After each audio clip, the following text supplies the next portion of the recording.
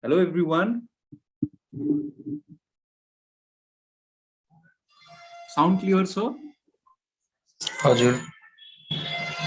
Okay, we'll start our class. This is IELTS pediatrics. तपाईहरु चाहिँ के क्वेशन छ भने चाहिँ अनम्युट गरेर बोल्नु होला, नत्र भए म्युट राख्नु होला सबैजनाले। र हामी चाहिँ आजको क्लास पेडियाट्रिक्स को न्यूनेटल जन्डिस को IELTS क्लास चाहिँ स्टार्ट गर्छौं। र सुरुमा चाहिँ हाम्रो न्यूनेटल जन्डिस को चाहिँ हल्का ब्रिफली हामी कन्सेप्ट हामीले के पढ्नु पर्छ त्यसको बारेमा हामी डिस्कस गर्छौं। न्यूनेटल जन्डिस को कन्सेप्टमा हामीलाई we should know the basic physiology of bilirubin, how bilirubin is metabolized, यो चाहिँ जान्नु पर्छ। This is very much high yield in physiology. So हाम्रो bilirubin को metabolism we should know, this is the basic concept. र indirect र direct bilirubin को we should know the differences. Indirect and direct bilirubin, what are indirect and direct bilirubin र cornictrus केले गर्दा हुन्छ त्यो जान्नु पर्छ। So we should know this concept as well, and we should know the assessment, clinical assessment of jaundice. This also high yield. So clinically हामीले jaundice neonates हरुमा चाहिँ कसरी clinically हामीले determine गर्ने त्यो पनि important छ। र neonatal jaundice को types according to the time, according to the severity, according to the direct or indirect, and physiological or pathological jaundice. You should all know, and you should also know the concept of cornictrus,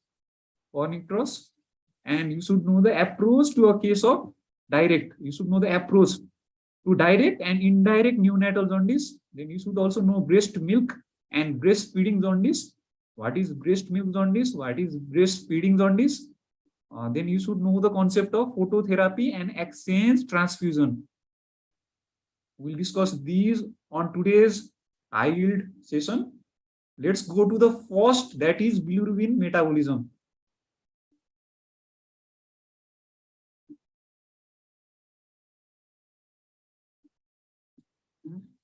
Okay, already echo airasa. So okay, now it's clear, I think.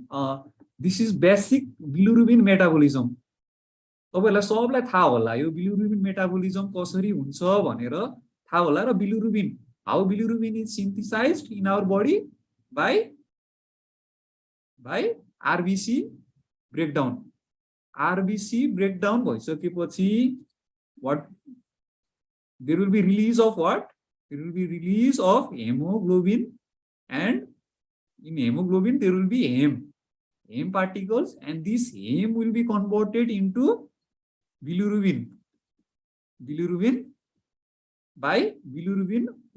First of all, bilirubin oxygenase will convert heme to biliverdin, then biliverdin will be converted to bilirubin by biliverdin reductase. So this is a basic concept, and this is called indirect bilirubin. Initially it is indirect bilirubin, or it is also called unconjugated. It's like unconjugated bilirubin पनि भनिन्छ. So indirect bilirubin or unconjugated bilirubin. So it is synthesized from heme. So if there is hemolysis of RBC, so heme is synthesized, and then bilirubin is synthesized naturally. When RBC are old and they are senescent, they are destroyed in spleen. Naturally, they are destroyed in the spleen. So after that, there is release of heme, and bilirubin is synthesized naturally in our body by this pathway. This indirect unconjugated bilirubin can reach brain. It can cross blood-brain barrier. This indirect bilirubin or unconjugated can reach the brain.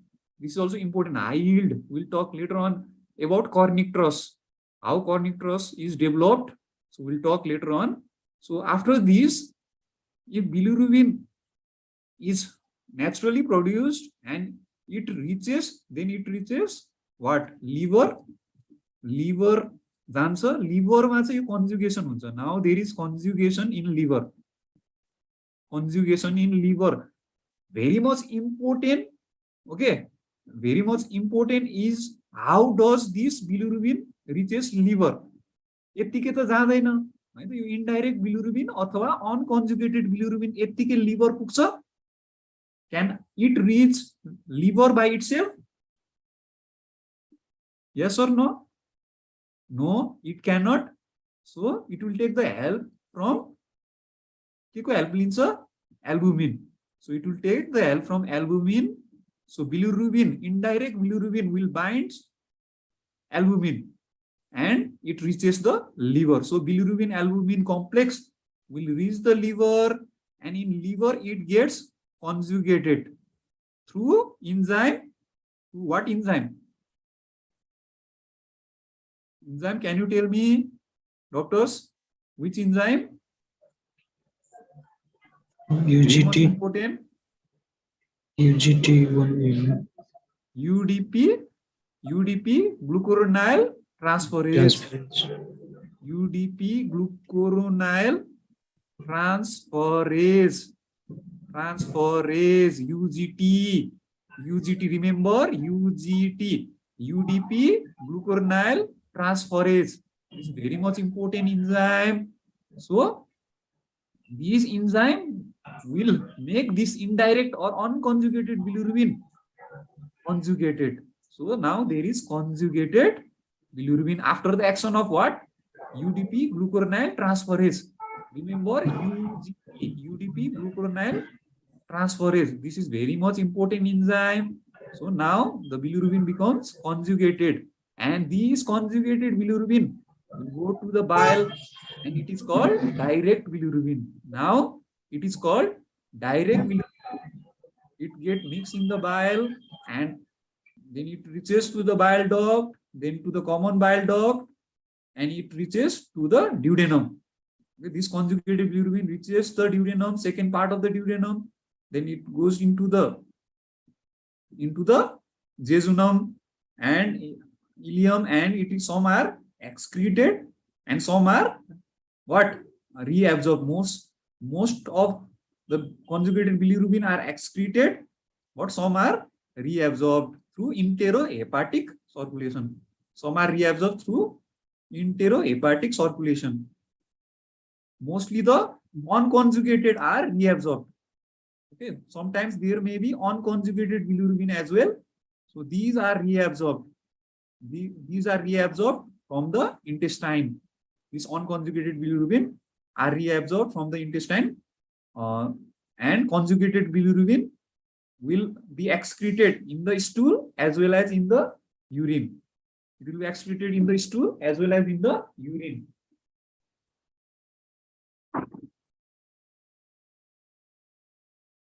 So doctors, so in the stool it is called stercobilinogen. In the urine it is called urobilinogen.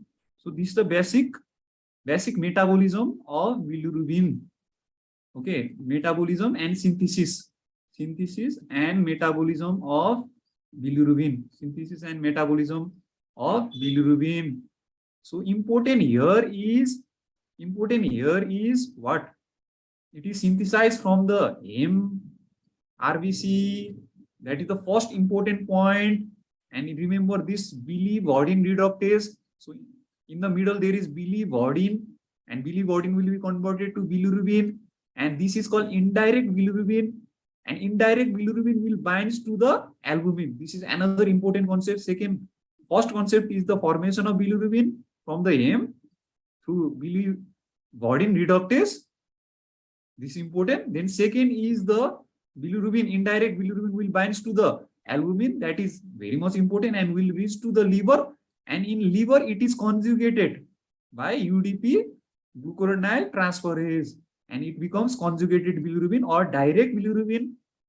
And this direct bilirubin, which is water soluble, and it goes into the bile and it gets excreted in the stool as well as in the urine, and some unconjugated, some conjugated bilirubin will again be transformed into unconjugated in the intestine, and it will get reabsorbed again into the liver through enterohepatic circulation. So this is most important. Now after this concept, we should know about difference of unconjugated and conjugated bilirubin. Okay, so one highlight here is red one. Remember red one, water solubility. Remember water solubility. This is important. Why water solubility? Because water soluble bilirubin will be excreted in the urine or in the stool. So conjugated bilirubin are water soluble, but unconjugated bilirubin are not water soluble. Water solubility is absent. And another is lipid solubility. Unconjugated is lipid soluble, but conjugated is not lipid soluble. So unconjugated or indirect bilirubin are lipid soluble, so it can cross blood brain barrier due to lipid solubility. And direct bilirubin are not lipid soluble. They are not lipid soluble, so they do not cross blood brain barrier. They do not reach the brain. Only unconjugated or indirect can reach the brain. This is important concept here. Difference. And solubility, water soluble, so it can be excreted in the urine as well as in the stool. So this is another important concept, urine, stool, because it is water soluble. Now there is another, so Vandenberg reaction. Okay, sometimes they may ask you what is Vandenberg reaction. So Vandenberg reaction is to differentiate indirect and direct. So indirect means total bilirubin, okay, total bilirubin minus direct bilirubin. So any Vandenberg reaction will be present, okay, in unconjugated bilirubin. And another is brain tissue, affinity to brain tissue. So high affinity is present in unconjugated because it can cross blood brain barrier. So if it will cross blood brain barrier, brain ma pugyo bhane, if it reaches the brain, it is highly dangerous. Bilirubin normally चाहिँ brain ma जादैन normally because it gets conjugated. तर excess भयो, excess unconjugated bilirubin high भयो भने चाहिँ brain मा पुग्छ. Seriously abnormally high भयो भने brain मा पुग्न सक्छ. So because it is lipid soluble, this indirect bilirubin, and it will cause cornicterus. This is very much important in unconjugated or indirect bilirubin. So naturally जहिले पनि indirect चाहिँ direct बन्नै पर्छ. This is very much important. Indirect bilirubin चाहिँ naturally के हुनु पर्छ, direct bilirubin बन्नै पर्छ through conjugation. So conjugation is very much important. So liver is very much important. So in the liver, it must get conjugated. So renal excretion is present in conjugated bilirubin. So and albumin binding is high in unconjugated. Normally unconjugated level will be more than conjugated in the serum. This is another important difference. So now we'll go to the next point. So this is the clinical assessment. So this is Cramer rule. Okay, this is Cramer rule. So basically clinical assessment of jaundice. This is also another important concept. In the periphery, in the PSC level, in the PSC or health post, okay, in the community settings, clinical assessment of jaundice in newborn is very much important. So clinically we have to access the jaundice. Okay, newborn ma chai jaundice छ कि छैन भनेर clinically we have to determine. So we can, and we can also determine severity. We can also determine severity of the jaundice. So severe, if jaundice is present, is it severe? We can determine clinically. Okay, yes or no? Yes or no? If yes, what is the severity? That we must determine clinically. If there is no jaundice, no problem. If there is jaundice, yes, if there is jaundice, then we have to look into the severity of jaundice. How much is jaundice severe? So clinically, we can determine the level of bilirubin. We can determine the level of bilirubin through Cramer rule. Okay. So Cramer assessment very much important clinically to determine the jaundice in newborn clinically. अब के हुन्छ भन्दा doctors peripheral सेटिङ्समा अब विकट ठाउँहरुमा देखि लिएर periphery हाम्रो नेपाल जस्तो सेटिङमा हाम्रो इक्विपमेन्टहरु त्यति हुँदैन र हाम्रो चाहिँ सिरम बिलिरुबिन नाप्न पनि हुन्छ नि अब ल्याबोरेटरी फ्यासिलिटिज पनि त्यति हुँदैन सो क्लिनिकली हामीले determine we have to be clinically चाहिँ हामीले डिटरमाइन गर्न चाहिँ सक्नु पर्यो we have to able to determine the jaundice clinically because अब त्यहाँ फ्यासिलिटिजहरु हुँदैन so this Kramer is also important र अब भएको पनि सेटिङ्स अब ल्याबोरेटरी फ्यासिलिटिज भएको ठाउँमा पनि सुरुमा चाहिँ हामीले क्लिनिकल एसेसमेन्टै गर्ने हो if whether it's lab facility available or not first of all we have to always do the clinical assessment so examination गर्नै पर्छ so we look into the baby newborn baby and we have to look into the whole body. So if there is always discoloration, so jaundice is the always discoloration. If there is always discoloration in the face, only in the face, then it is mild jaundice. So it is mild jaundice.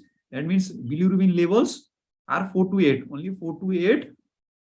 If it is present in the upper trunk, so upper trunk region, that is in the chest and in the back, so it is 5 to 12 bilirubin levels. And if it is present in the lower trunk, that means abdomen and the lower back and the thighs, it is 8 to 16. 8 to 16. So basically greater than 8. And if the jaundice, this is very much important concept, if the jaundice is present in arms and lower legs, okay, arms and lower legs, so it is 11 to 18. And if the jaundice is present in palms and soles, it is greater than 15. It is greater than 15. There is no reference. Okay, it is greater than 15. It is greater than 15. So this is very much important. Palm and soles.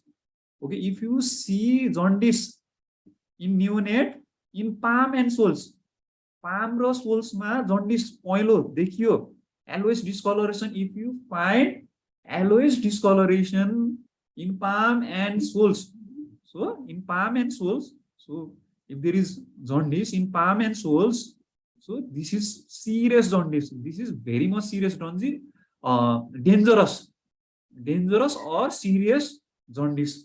This you should know. So this is Cramer rule. So Cramer rule is very much important. Did you understand, doctors? कहिले काहीँ यो सोध्न सक्छ यो clinically क्वेशन्सहरु पनि सोध्न सक्छ if they may ask you 12 hours baby, okay, just born baby, newborn baby presents to you with jaundice in palm and soles. What type of jaundice it is? They will ask you. So it is serious jaundice, it is pathological jaundice. So you should know pathological jaundice. If there is jaundice in palm and soles greater than 15 milligram per deciliter, it will convey this. This is the actual clinical assessment. So remember palm and soles. Only remember palm and soles. That is important. So neonatal jaundice definition they will not ask you. So I think you know. So in newborn, it is always greater than 5. Okay, newborn 5 milligram per deciliter. So in the adult, skin ma 5. So adult sclera ma 2 milligram per deciliter. So neonatal jaundice, why it is important? The definition bhanda pani why it is important, because it occurs in 60% of the neonates in term and 80% of preterm neonates. So it occurs in majority of the neonates. So 60% means majority of the neonates.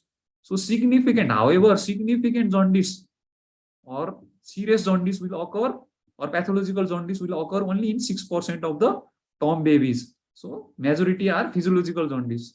So in Tom babies, remember Tom. So this is important. Tom babies, Tom means greater than 47 weeks of period of gestation to 42 weeks. This is Tom babies. So in Tom babies, we see what? We see significant jaundice in only 6% of the babies. Majority are physiological jaundice. So now we have to know the concept of physiological jaundice, pathological jaundice, and causes of neonatal jaundice. Let us discuss causes of neonatal jaundice. So this table is very much important. Okay, this timing figure, timing chart, this according to the time, according to the duration, jaundice presentation is very much important. You say ekdam important, sir, doctors. So you should know 24 hours, and you should know prolonged jaundice. So less than 24 hours, and you should know greater than 24 hours, and you should know the prolonged jaundice. So prolonged jaundice. So this is also important. So less than 24 hours is always pathological. This is important concept. So concept clear. Okay, you have to make this concept crystal clear. Less than 24 hours presentation of jaundice in a newborn, always pathological. It is not physiological. If the newborn baby presents with jaundice within 24 hours, within 1 day, that means 24 hours, it is always pathological. This is very much important concept. You should know this by heart. You say आउनै पर्छ है त, यो tip of the टङमा हुनै पर्छ. Pathological jaundice within 24 hours. यो चाहिँ important concept. 24 hours भित्र presentation गर्ने pathological jaundice we have. Important is most common cause is hemolytic jaundice. And in hemolytic jaundice there is RH incompatibility and ABO incompatibility. ABO incompatibility are most common. So most common cause of jaundice in a newborn baby less than 24 hours presentation is ABO incompatibility, hemolytic jaundice. Then there is RH incompatibility, and there is another causes are sepsis. So group B streptococci, neonatal sepsis due to group B streptococci. GBS is group B streptococci, and congenital infections like the torch infection. So this you should know. So toxoplasmosis, rubella, cytomegalo, herpes, these congenital infection will lead to pathological jaundice.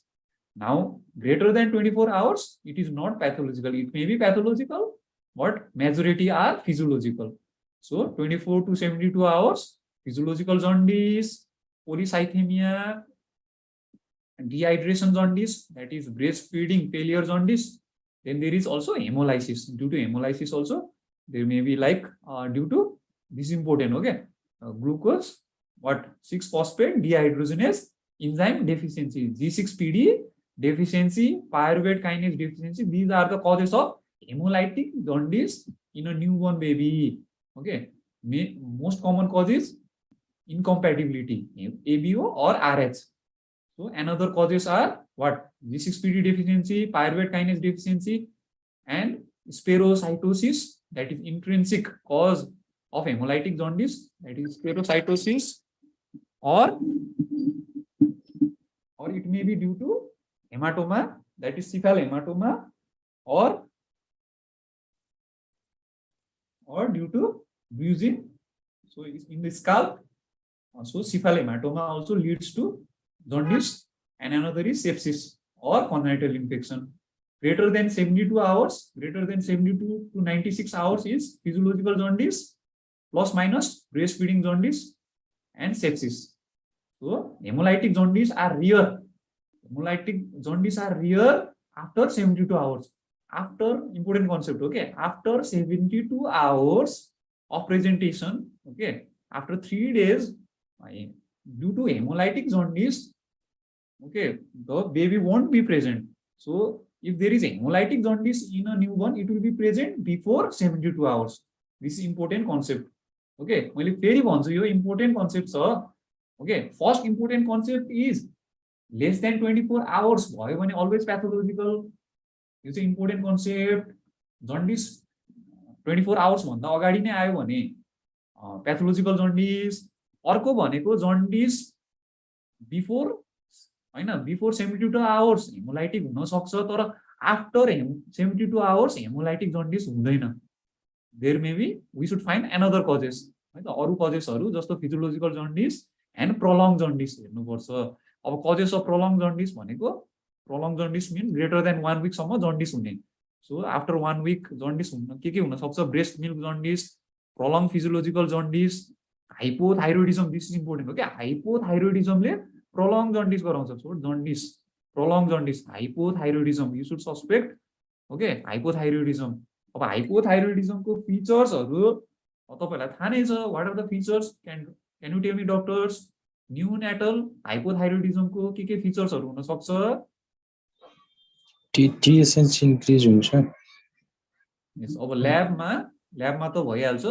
अब clinically चाहिँ के देख्छ हामीले? त्यो important छ. Hypotonia. So this important. Hypotonia हुन्छ. अनि के हुन्छ त? प्रोटुबेरेन्ट एब्डोमेन के हुन्छ? बेली. एब्डोमेन स्वेलिङ हुन्छ. Protuberant abdomen, hypotonia. Okay, this is the important neonatal hypothyroidism को featuresहरु.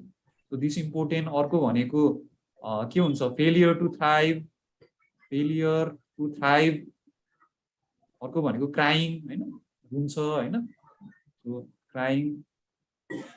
अर्को भनेको चाहिँ अब हाइपोथाइरोइडिजम को मेन्टली रिटार्डेसन हुन्छ पछि गएर. कम्प्लिकेसन चाहिँ mental retardation, it may develop mental retardation. अब ल्याबमा चाहिँ TSH नै हेर्ने हो. We look into the TSH. हैन त. So TSH will be high. So another cause is neonatal hepatitis. And another is, this is very much important. Okay, this is very much important, conjugation dysfunction. This is very much important. This is Gilbert and Crigler-Najjar syndrome.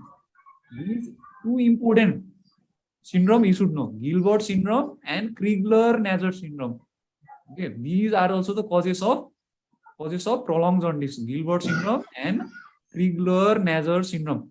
Okay, this is the cause of indirect hyperbilirubinemia. And there are another, okay, direct hyperbilirubinemia. There is Rotor syndrome, Dubin-Johnson syndrome. You know, हामी separate class ma will discuss about these important congenital jaundice, okay, congenital hyperbilirubinemia syndromes like Gilbert syndrome, Crigler-Najjar syndrome, Dubin-Johnson syndrome, Rotor syndrome. Discuss later on in our classes. So another is inborn errors of metabolism, galactosemia, and another is biliary tract obstruction, biliary atresia. We'll also discuss later on these important diseases, galactosemia, biliary atresia. So यो भयो है त. So हाम्रो यहाँ चाहिँ take home message. Key take home message is, first of all is less than 24 hours of presentation, always pathological. Yes or no, doctors? So always pathological, always pathological. Another take home message is less than 72 hours, hemolytic jaundice of newborn, less than 72 hours, hemolytic jaundice of newborn. So, and another important concept is, so prolonged jaundice. So greater than 1 week is prolonged jaundice. So in prolonged jaundice, we have the many causes. Okay, like we have prolonged physiological, breast milk, hypothyroidism. This is also important. Hypothyroidism, hepatitis, and syndromes. Gilbert-Najjar. Okay, you should know these syndromes and biliary atresia. Now, this definition is important in physiological jaundice. Now, physiological versus pathological jaundice. Remember, always physiological jaundice always after 24 hours, never before 24 hours. Okay, always after 24 hours. So maximum intensity will be in the 4th and 5th day in the term, and 7th day in the preterm, and serum level of the bilirubin will be always less than the 15. Okay, less than 15 milligram per deciliter. It will not exceed this value. 15 milligram per deciliter is threshold. or physiological and pathological. 15 milligram भन्दा तल नै भयो भने जहिले पनि यो physiological है त. 15 मिलिग्राम पर डेसिलिटर कट्यो भने pathological. Remember, okay.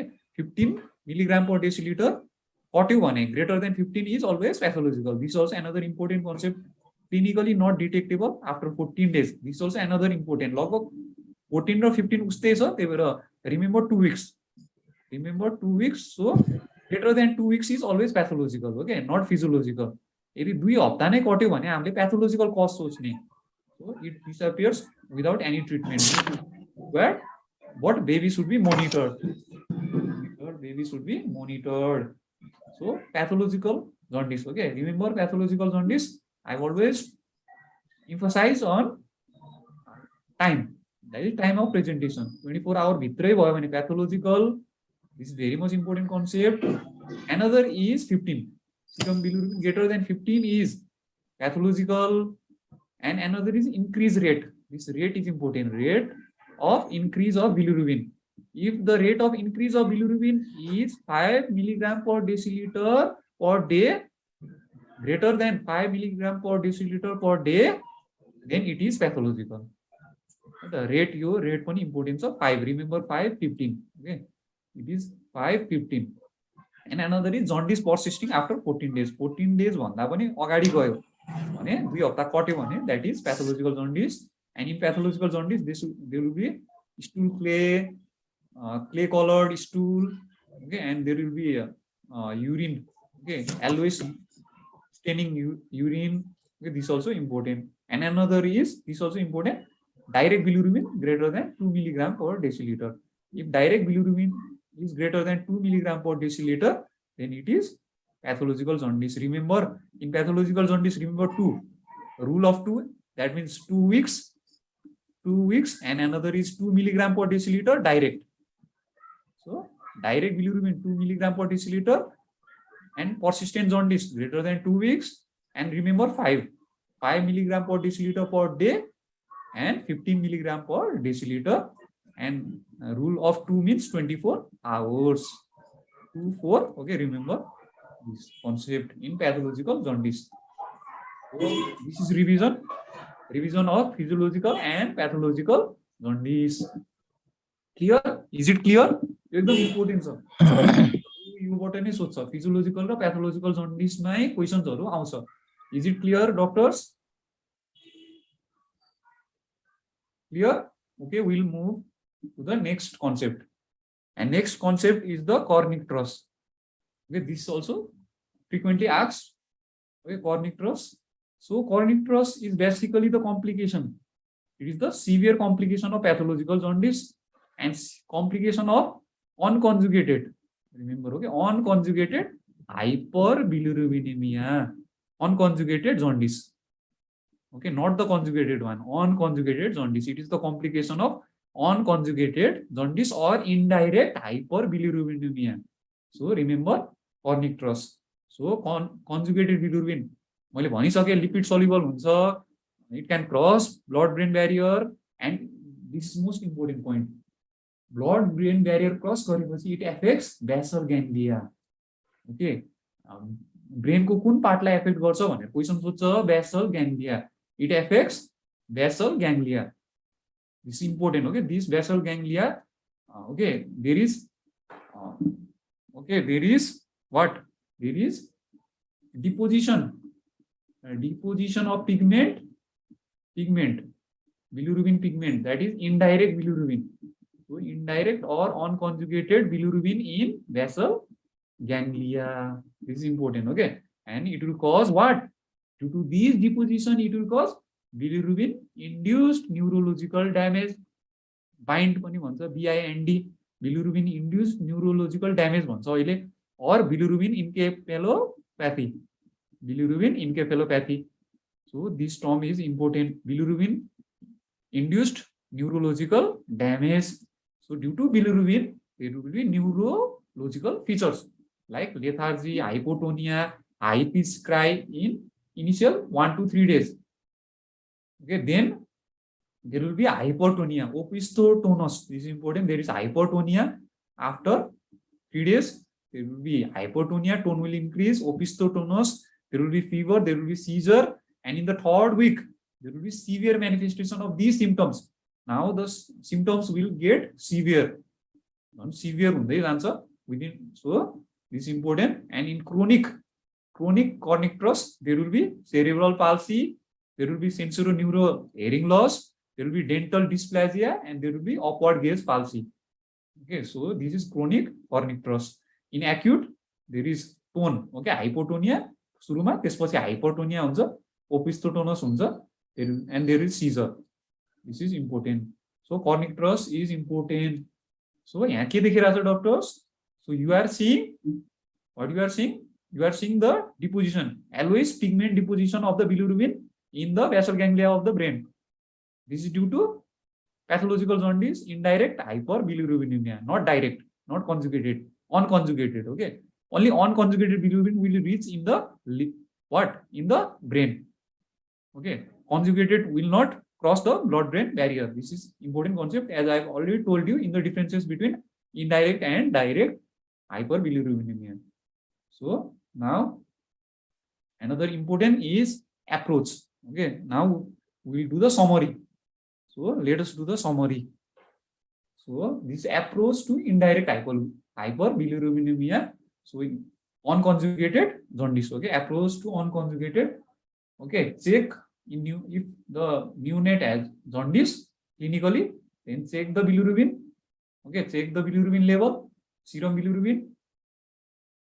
Okay, and check the direct one. Okay, if direct bilirubin is less than 20% of total, that means it is indirect. If the direct bilirubin is greater than 20% of the total, it is direct or conjugated hyperbilirubinemia. As well as okay, as well as what you do, you go further, okay, further into the indirect hyperbilirubinemia. Now if less than 20%, that is indirect. So indirect will be also physiological as well as pathological. We have already talked. Physiological means onset after 24 hours. So it is not before 24 hours, it is after 24 hours, okay, within first week of life, but never in first 24 hours. And clinically, it will be not serious, clinically well, baby. Okay, there will be baby will be normal in physiological jaundice, but in pathological jaundice, that is in the first 24 hours, that is red flag. If it is present in the first 24 hours, and if the baby is unwell, if the risk factors are present, then we have to think about the pathological jaundice. And in pathological jaundice, causes are, there will be variety of reasons. There will be hemolytic jaundice, as I have already told you. Okay, this is increased bilirubin production, and there is non-hemolytic jaundice. In non-hemolytic jaundice, we have cephalhematoma and polycythemia. In hemolytic jaundice, we have extrinsic and intrinsic. We have already talked this. In extrinsic, we have AVO incompatibility, RS incompatibility, and another is sepsis. In intrinsic, we have the membrane defects, that is spherocytosis, elliptocytosis, and enzyme defects, that is G6PD deficiency, pyruvate kinase deficiency. And another cause of pathological jaundice is decreased bilirubin clearance. That means Gilbert syndrome, Crigler-Najjar, and breast milk jaundice.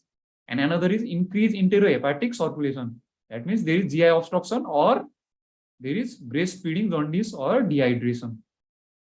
So this is basically the revision. Okay, revision. This is also important. Okay. So this is the approach. Okay. First of all, we have to clinically jaundice छ कि छैन हेर्ने बच्चामा. Clinically jaundice छ if present, then हामीले चाहिँ bilirubin level हेर्ने. Jaundice चाहिँ persist भयो, 2 हप्तासम्म persist भयो भने we have to check total and direct. Okay, त्यति बेला हेर्ने हैन. Okay, jaundice चाहिँ त्यति बेला नै हेर्नु हुँदैन. So jaundice चाहिँ 2 हप्तासम्म चाहिँ हामीले wait and watch गर्ने. So 2 हप्ता क्रस भयो भने चाहिँ हामीले चाहिँ bilirubin direct र total bilirubin हेर्नु पर्छ. तर in serious jaundice, okay, serious jaundice मा चाहिँ, if serious jaundice means if jaundice is present in palm and soles, palm र soles मा jaundice भयो भने चाहिँ तुरुन्त we should manage. Okay, serious jaundice palm र sole मा jaundice देखा पर्यो clinically भयो भने हामीले चाहिँ we should manage, we should investigate. Okay, this is important concept. Talking about the direct one, direct ko pani you can look into the causes. So direct one 20% greater than 20% of total direct bilirubin greater than 20%. So there will be hepatic cause as well as post hepatic cause. So hepatic causes infectious causes, sepsis, and genetic cystic fibrosis. This is important. Cystic fibrosis हामीले पछि पढ्छौं cystic fibrosis को बारेमा. So cystic fibrosis, that is CFTR gene mutation. CFTR gene mutation. Okay, के को mutation? CFTR gene को mutation हुन्छ. So in the chromosome number 7. So हामीले cystic fibrosis पछि पढ्छौं है त. pulmonary symptoms हरु गराउँछ यसले र GI symptoms हरु पनि गराउँछ. We will discuss in our booster classes. Metabolic causes हरु पनि हुन सक्छ. Inborn errors of metabolism, endocrine causes भइहाल्यो, hypothyroidism and iatrogenic causes as well as due to the neoplastic, that is hepatoblastoma. In post hepatic or surgical jaundice, post hepatic jaundice are called surgical jaundice. Okay, surgical jaundice मा चाहिँ biliary atresia is very much important.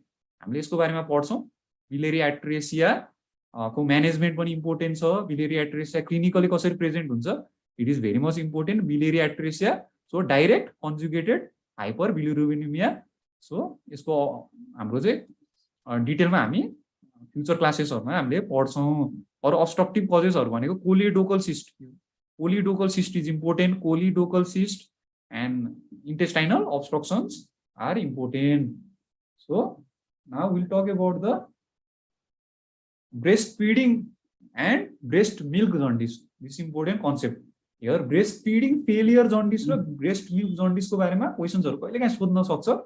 So breast milk jaundice के हो, breastfeeding failure jaundice के हो, सोध्न सक्छ. So presentation is within the first week of life and pathophysiology is the lactation failure. So lactation failure हुन्छ, decrease bilirubin elimination हुन्छ. So bilirubin elimination चाहिँ कम हुन्छ, increase enterohepatic circulation हुन्छ, and so there will be sign of dehydration and there will be jaundice. So this is breastfeeding failure jaundice. तर breast milk jaundice भनेको चाहिँ के हो doctors? के हो? breast milk jaundice भनेको चाहिँ it is due to high level of beta glucuronidase in breast milk.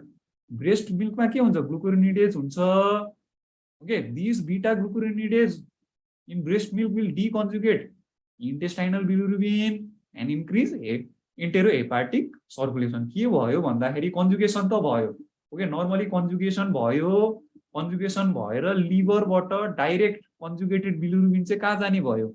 इन्टेस्टाइनमा जाने भयो, ड्युडेनम सेकेन्ड पार्टमा है त, कमन बाइल डक्ट हुँदै जाने भयो. सो इन्टेस्टाइनमा पुग्यो. इन्टेस्टाइनमा पुगेपछि के हुन्छ भन्दाखेरि यो milk in milk there is beta glucuronidase.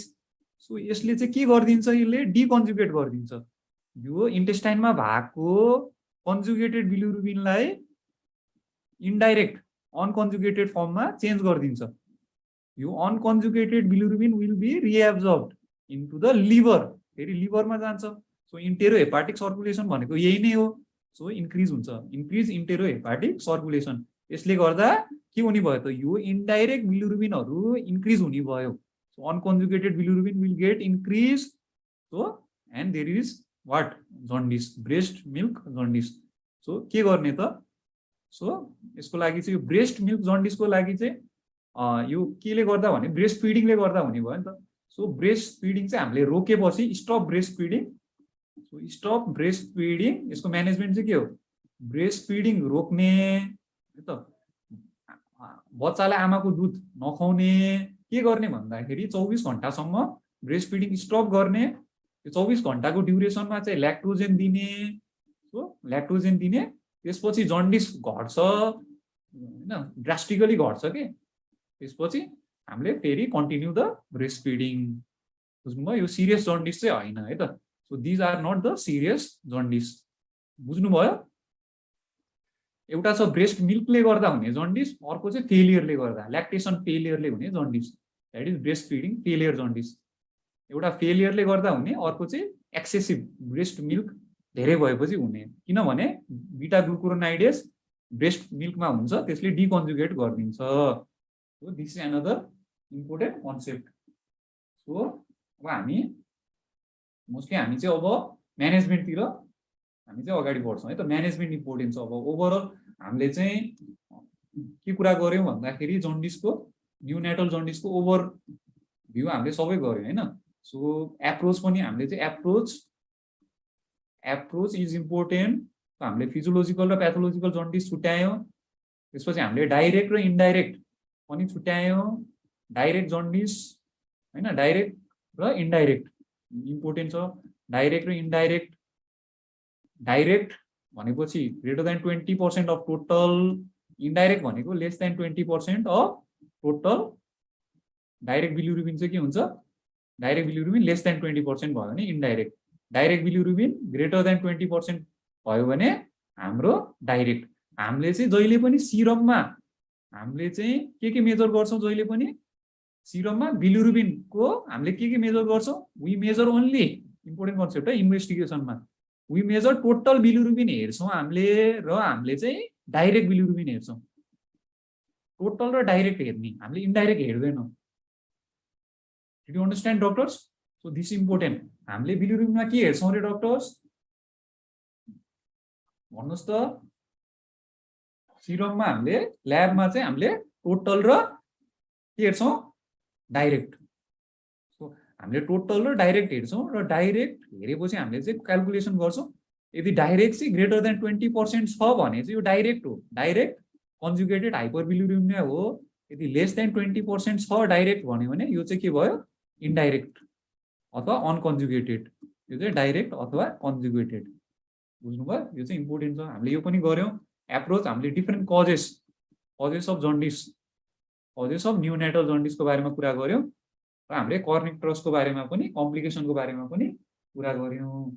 So हामी चाहिँ अब management, so management of jaundice, finally हाम्रो म्यानेजमेन्ट अफ जन्डिस हामीले कुरा गर्छौँ। सो अहिलेसम्म क्लियर छ डक्टर्स? सो अहिलेसम्म क्लियर होला। सो हामीले अब management of jaundice, management of जन्डिसमा चाहिँ स्टेप 1 मा के गर्ने, स्टेप 2 मा के गर्ने, र स्टेप 3 मा के गर्ने भन्छ। सो स्टेप 1 मा त हामीले क्लिनिकल एसेसमेन्ट नै गर्ने हो। सुरुमा भिजुअली क्लिनिकल एसेसमेन्ट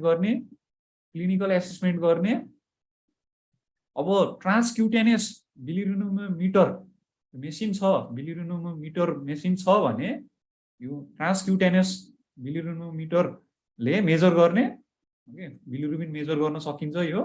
सो यो मेजर गर्ने, यदि छैन भने क्लिनिकली एसेस गर्ने। सो स्टेप 2 मा चाहिँ हामीले पाम एन्ड सोल्स, जहिले पनि पाम एन्ड सोल्स हेर्ने।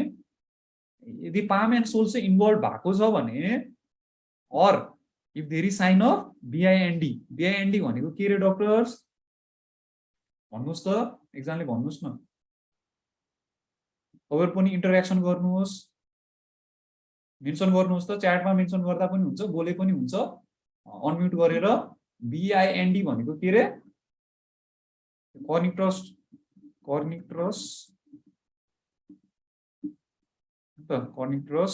ले गर्दा हुने के हो यो बिआइएनडी भनेको, भन्नुहोस् त डक्टर्स। कोही त एन्सर आएन, एक्जामले भन्नुहोस् न।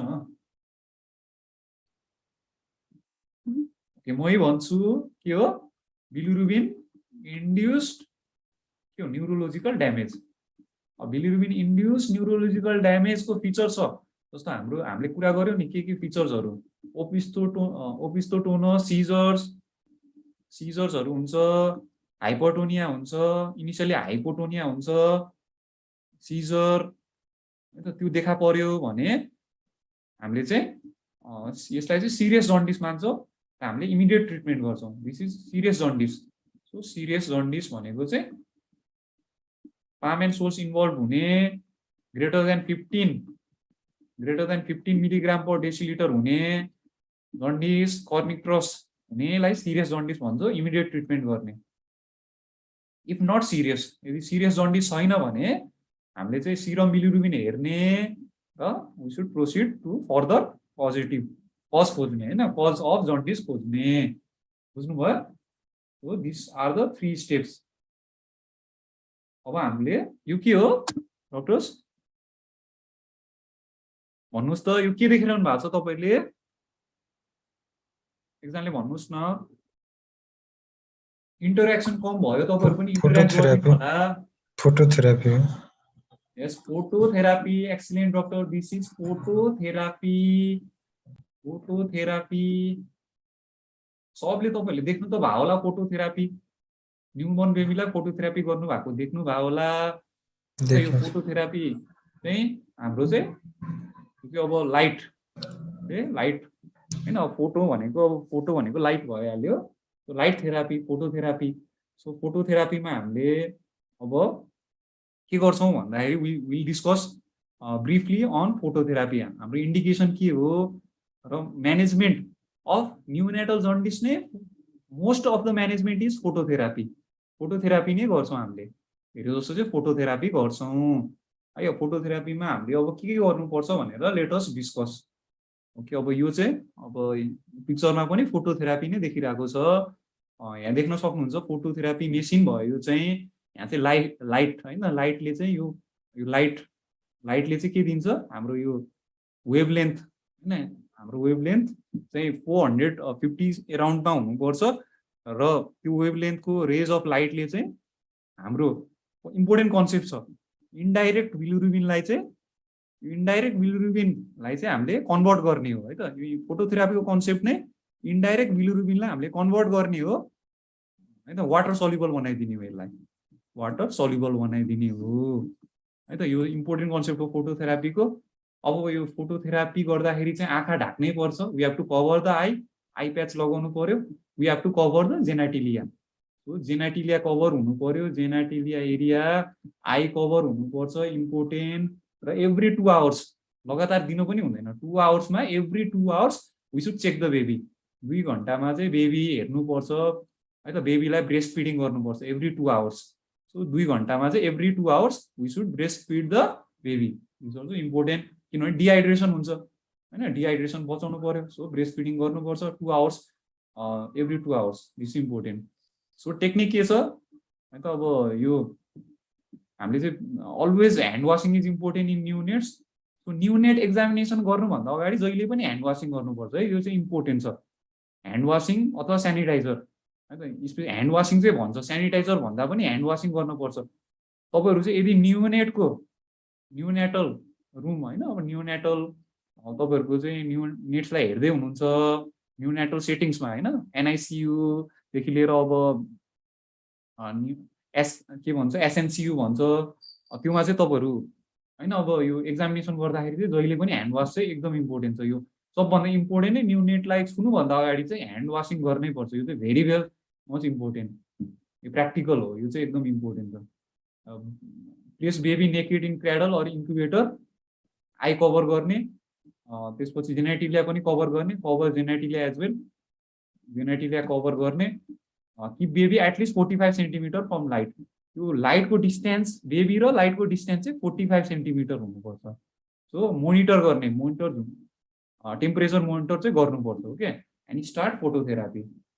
र फोटोथेरापीमा चाहिँ हामीले frequent extra breast feeding every 2 hourly. So 2 hour भनेको थिएँ नि मैले। सो 2 आवरमा चाहिँ फिडिङ गर्नु पर्यो, ब्रेस्ट फिडिङ, टेम्परेचर रेकर्ड गर्नु पर्यो 2 आवरली, वेट पनि रेकर्ड गर्नु पर्यो डेली, युरिन मोनिटर गर्नु पर्यो, as well as monitor bilirubin level. So monitoring गर्नुपर्छ फोटोथेरापी।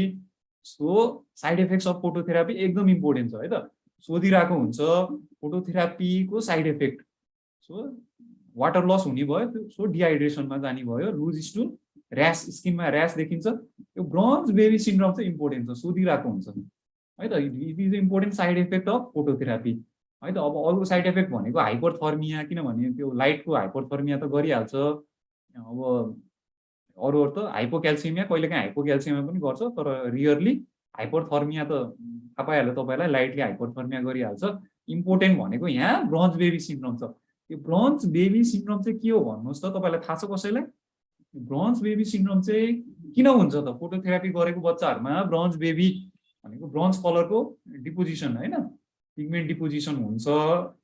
सो युरिनमा पनि कलर चेन्ज आउँछ है त अरु भनेको तपाईहरुको चाहिँ यो डिपोजिसन हुन्छ यो ब्रोन्ज बेबी सिन्ड्रोम चाहिँ के हो थाहा छ तपाईहरुलाई एन्ड समवन टेल मी भन्दिनु हजुर यस भन्दिनु जस्तो ठुलो सरले भन्दिनु न भनेको ए ओके ओके थाहा छैन ल ठिकै छ मैले थाहा छ भने भन्नुस् भनेको ब्रोन्ज बेबी सिन्ड्रोम चाहिँ हामीले चाहिँ फोटोथेरापी चाहिँ mostly we do for indirect है त इन्डाइरेक्टको लागि गर्ने हो फोटोथेरापी चाहिँ इन्डाइरेक्ट अथवा अनकन्जुगेटेड जन्डिसलाई गर्ने हो है त हामीले डाइरेक्टलाई गर्दैनौँ खासै है त इन्डाइरेक्टलाई गर्छौँ त्यो इन्डाइरेक्ट कजेसहरूलाई गर्ने हो त्यो डाइरेक्टको त कजेसहरू त हामीले त ट्रिट द कज भन्छौँ नि हामीले डाइरेक्टको त ट्रिटमेन्ट भनेको म्यानेजमेन्ट भनेको ट्रिट द कज हो सो इन्डाइरेक्टहरूमा गर्छौँ तर झुकेर चाहिँ हामीले कहिलेकाहीँ डाइरेक्ट हाइपरबिलिरुबिनिया भएको बच्चालाई चाहिँ हामीले गऱ्यौँ भने चाहिँ के हुन्छ भन्दाखेरि डाइरेक्ट अथवा कन्जुगेटेड बिलिरुबिन डाइरेक्ट अथवा कन्जुगेटेड बिलिरुबिन चाहिँ हाई भएको छ होइन यो यसले गर्दा डाइरेक्ट बिलिरुबिनिया भएको छ यो न्युबर्न बेबीलाई झुक्यो हामी होइन इन्डाइरेक्ट सोच्यो तर डाइरेक्ट भएको छ उसलाई होइन झुक्यो भने के हुन्छ भन्दाखेरि बिलिरुबिन इज कन्भर्टेड यो कन्जुगेटेड बिलिरुबिन चाहिँ केमा कन्भर्ट हुन्छ converted to bronze coloured pigment यो इम्पोर्टेन्ट छ है त सो ब्रोन्ज कलर पिगमेन्ट है त यो इम्पोर्टेन्ट छ सो ब्रोन्ज कलर पिगमेन्टमा कन्भर्ट हुन्छ यो कन्जुगेटेड हाम्रो फोटोथेरापी गरेपछि यो इन्डाइरेक्ट अथवा अनकन्जुगेटेड बिलिरुबिन चाहिँ केमा कन्भर्ट हुन्छ भन्नुस् त केही थाहा छ कुन पिगमेन्टमा कन्भर्ट हुन्छ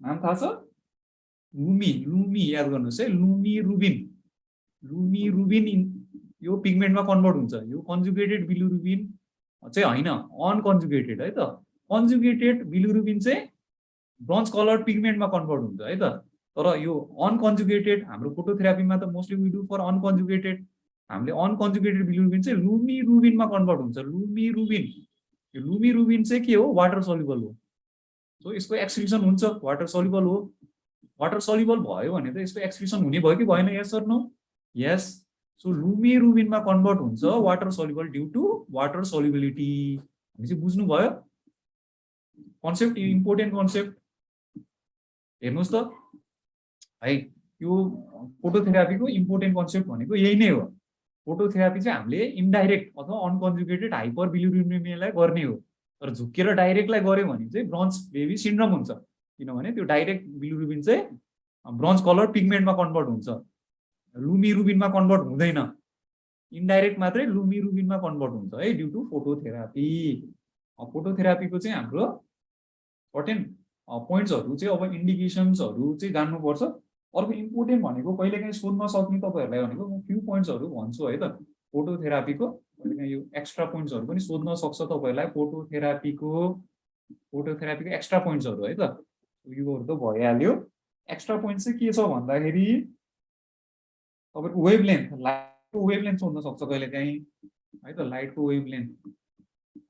वेभलेन्थ कति हुन्छ मैले कति भनेको थिएँ 400 एराउन्ड 400 भनेको थिएँ नि 460 to 490 नैनोमिटर यस है त यो एकदम इम्पोर्टेन्ट छ कहिलेकाहीँ सोध्न सक्छ वेभलेन्थ अफ द लाइट रे अर्को भनेको डिस्टेन्स यो भनिसक्यो होला मैले डिस्टेन्स बिट्विन द बेबी र ल्याम्प है त ल्याम्पबाट हामीले अब यो ल्याम्प चाहिँ अब के हुन सक्छ कुन लाइट हुन सक्छ भनेर के युज गर्न सक्छौँ भन्दा हामीले सीएफएल लाइट युज गर्न सक्छौँ हामीले एलइडी सीएफएल र एलइडी युज गर्न सक्छौँ है दुवै युज गर्न सक्छौँ यो चाहिँ ल्याम्प भयो यसको डिस्टेन्स चाहिँ कति हुनुपर्छ अरे मैले भनेको थिएँ नि डक्टर्स डिस्टेन्स कति हुनुपर्छ 45 सेन्टिमिटर 30 to 45 चाहिँ एक्ज्याक्ट हो 45 सेन्टिमिटर हुनुपर्छ है त हो अर्को भनेको इम्पोर्टेन्ट कन्सेप्ट भनेको चाहिँ के छ भन्दाखेरि यो मेथड हैन यो फोटोथेरापीको मेकानिजम के हो अथवा फोटोथेरापीको मेथड अफ फोटोथेरापी हैन फोटोथेरापीले गर्दा कसरी चाहिँ जन्डिस हट्छ मेकानिजम के हो इन्डाइरेक्ट बिलिरुबिनलाई डाइरेक्ट बिलिरुबिन हजुर इन्डाइरेक्टलाई डाइरेक्ट बिलिरुबिनमा कन्भर्ट इन्डाइरेक्टलाई यस इन्डाइरेक्टलाई अनकन्जुगेटेड है हामीले वाटर सल्युबलमा बनाउने हो डाइरेक्ट भन्दा पनि हामीले चाहिँ डाइरेक्ट त बनाउन सक्दैनौँ हामीले चाहिँ वाटर सल्युबल के भनेको थिएँ मैले लुमी रुबिन है त लुमी रुबिन वाटर सल्युबल हुन्छ है त वाटर सल्युबल अब वाटर सल्युबलमा चेन्ज गर्ने हो कन्जुगेटेडमा त हामीले चेन्ज गर्न सक्दैनौँ है त इन्जाइमले मात्रै गर्न सक्छौँ कन्जुगेटेडमा त हामीले इन्जाइम युडिपी ग्लुकोर्नाइल ट्रान्सफरेजले मात्रै गर्छ कन्जुगेटेडमा है त कन्जुगेटेड अथवा डाइरेक्टमा है त यो त हामीले फोटोथेरापीबाट गर्न मिल्दैन किनभने इन्जाइम चाहिन्छ यो लिभरमा हुने कुरा हो त्यही भएर हामीले चाहिँ वाटर सल्युबल बनाइदिने हो के यो वाटर सल्युबल बनायो भने चाहिँ यो पनि वाटर सल्युबल हुन्छ नि त कन्जुगेटेड सो यो पनि वाटर सल्युबल हुन्छ वाटर सल्युबल भयो भने चाहिँ के हुन्छ एक्सक्रिसन हुन्छ नि एक्सक्रिसन सो यो नै इम्पोर्टेन्ट कन्सेप्ट हो कि हाम्रो एक्सक्रिसन गराउने हो के सो एक्सक्रिसन गराएपछि त जन्डिस देखाउनु परेन हैन हो यो चाहिँ इम्पोर्टेन्ट हो के सो लुमी रुबिनमा वाटर सल्युबलमा चेन्ज गर्ने अर्को भनेको फोटो आइसोमराइजेसन भन्छ एउटा मेकानिजम भयो अर्को मेकानिजम भनेको फोटो आइसोमराइजेसन भन्छ सो हामीले चाहिँ केमिकली चेन्ज गराइदिने यो इन्डाइरेक्ट अनकन्जुगेटेडलाई केमिकली चेन्ज गराइदिने त्यसलाई फोटो आइसोमराइजेसन भन्छ अर्को भनेको फोटो अक्सिडेसन यसलाई चाहिँ अक्सिडेसन पनि गरिदिने फोटो अक्सिडेसन सो इम्पोर्टेन्ट चाहिँ के हो इम्पोर्टेन्ट मेकानिजम चाहिँ यो इन्डाइरेक्ट अथवा अनकन्जुगेटेड बिलिरुबिनलाई चाहिँ हामीले वाटर सल्युबल बिलिरुबिनमा चेन्ज गर्ने यो वाटर इनसल्युबल अब कसरी याद गर्ने सर भनेर सोध्न सक्नुहुन्छ तपाईँहरूले यो इन्डाइरेक्ट चाहिँ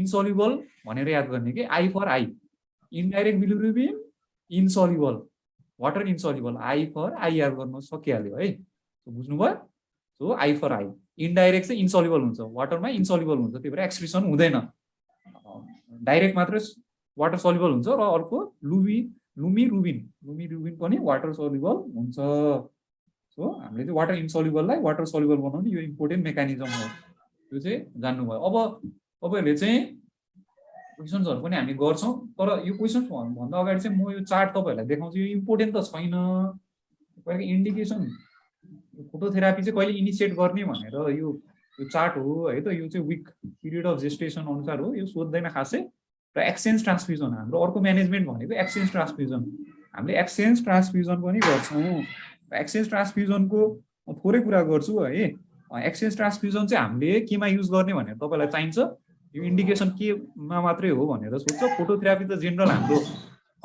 यो न्युनाटल जन्डिसको केसेसहरूमा गर्ने भइहाल्यो तर एक्सचेन्ज ट्रान्सफ्युजन चाहिँ केमा गर्ने त्यो चाहिन्छ म भन्छु अहिले सो यो रेन्जहरू छ यो खासै जान्नु चाहिँ पर्दैन म यो तपाईँलाई यतिकै देखाएको हो फोटोथेरापीको लागि चाहिँ रेन्ज थोरै हुन्छ एक्सचेन्ज ट्रान्सफ्युजनको लागि चाहिँ यो सिरम बिलिरुबिन चाहिँ धेरै हुनुपर्छ है त मोर है त फोटोथेरापीको लागि चाहिँ थोरै भयो पुग्छ है त र टर्मको लागि त जहिले पनि 15 है त 15 कट्नुपर्छ टर्म बेबी यो त प्रिटर्मको कुरा है यो चाहिँ सबै प्रिटर्म सो प्रिटर्ममा धेरै हुन्छ है त जन्डिस चाहिँ प्रिटर्ममा हुन्छ है यो जान्नु र अर्को भने यो चार्ट हेर्नुपर्छ है यो इम्पोर्टेन्ट चार्ट यो के भने ग्राफ है त यो ग्राफ चाहिँ हरेक हस्पिटलमा पाइन्छ हरेक पेडियाट्रिक तपाईँहरूलाई न्युनाटल है त वार्डमा पाइन्छ यो है त यो झुन्ड्याएकै हुन्छ त्यहाँ तपाईँहरूलाई त्यहाँ ताल्दाकै हुन्छ के वालमा यो पाइन्छ जसरी नै है त यो तपाईँहरूलाई चाहिँदैन त्यति है त इम्पोर्टेन्ट छैन यो चाहिँ हुन्छ है त यो हेरेर चाहिँ हामीले फोटोथेरापी गर्ने कि नगर्ने भनेर हामीले छुट्याउने हो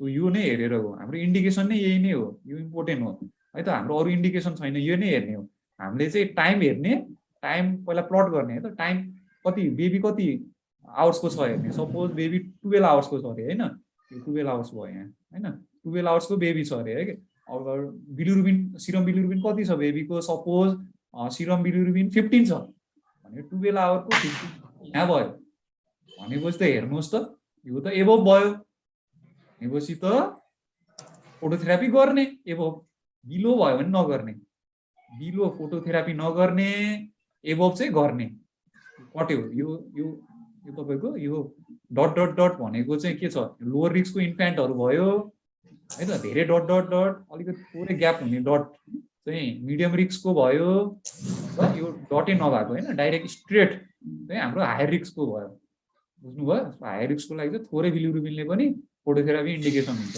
त्यो हायर रिस्क फ्याक्टर्सहरू पनि के हो भनेर जान्नुपर्छ hemolytic jaundice is risk factor one of the important risk factor D6PD asphyxia lethargy temperature instability hypothermia है त hypothermia sepsis acidosis albumin less than 3 ग्राम पर डेसिलिटर हैन यदि नापेको छ भने सबै रिस्क फ्याक्टर हो सो यो हेर्ने रिस्क फ्याक्टर्सहरु हैन मिडियम रिस्कको रिस्क फ्याक्टर्स र हाम्रो हाई रिस्कको पनि के हो यो हेर्नु पर्छ यो तपाईहरुलाई चाहिदैन है त खासै यो चाहिदैन इम्पोर्टेन्ट छैन एक्सचेन्ज ट्रान्समिसनको चाहिँ अलिकति हाई हुन्छ है त अलिकति बिलिरुबिन हाई हुनुपर्छ है त सिरम बिलिरुबिन हाई हुनुपर्छ ओके अब हामी चाहिँ तपाईहरुलाई थोरै चाहिँ म एक्सचेन्ज ट्रान्समिसन है त सो एक्सचेन्ज ट्रान्समिसनको बारेमा तपाईहरुलाई चाहिँ थोरै म भन्छु है त सो एक्सचेन्ज ट्रान्समिसनको चाहिँ तपाईले सोध्न सक्छ सो एक्सचेन्ज ट्रान्समिसन को इन्डिकेसन कहिले सोध्न सक्छ त्यो चार्ट त हेर्नु परिहाल्यो है त त्यो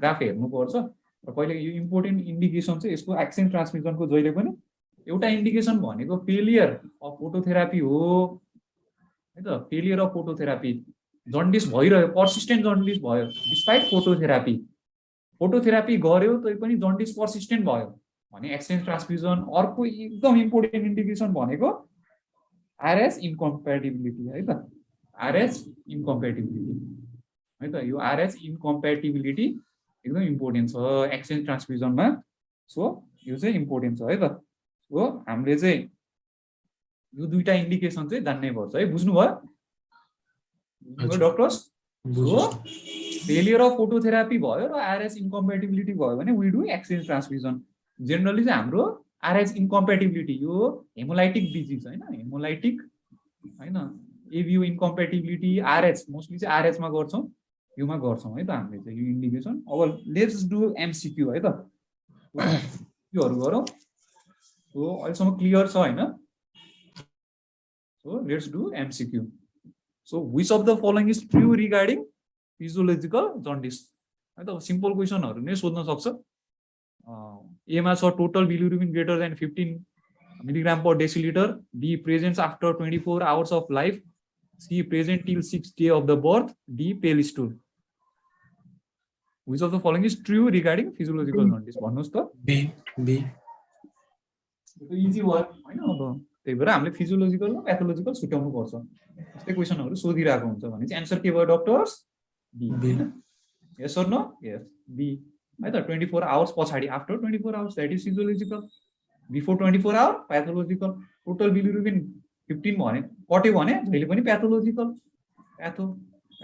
हुन्छ है त 6 डे सम्म हुने हैन पर्सिस्टेन्ट जन्डिस भयो 6 डे सम्म अनि यो पनि प्याथोलोजिकल भयो अनि प्याथोलोजिकल जन्डिस भयो यो मात्रै फिजियोलोजिकल भयो सो यो फिजियोलोजिकल भर्सेस प्याथोलोजिकल जन्डिस जान्नै पर्छ सो अर्को question in newborn child jaundice appears in the second day in next 3 days bilirubin levels becomes 10 milligram per deciliter what may be the cause for this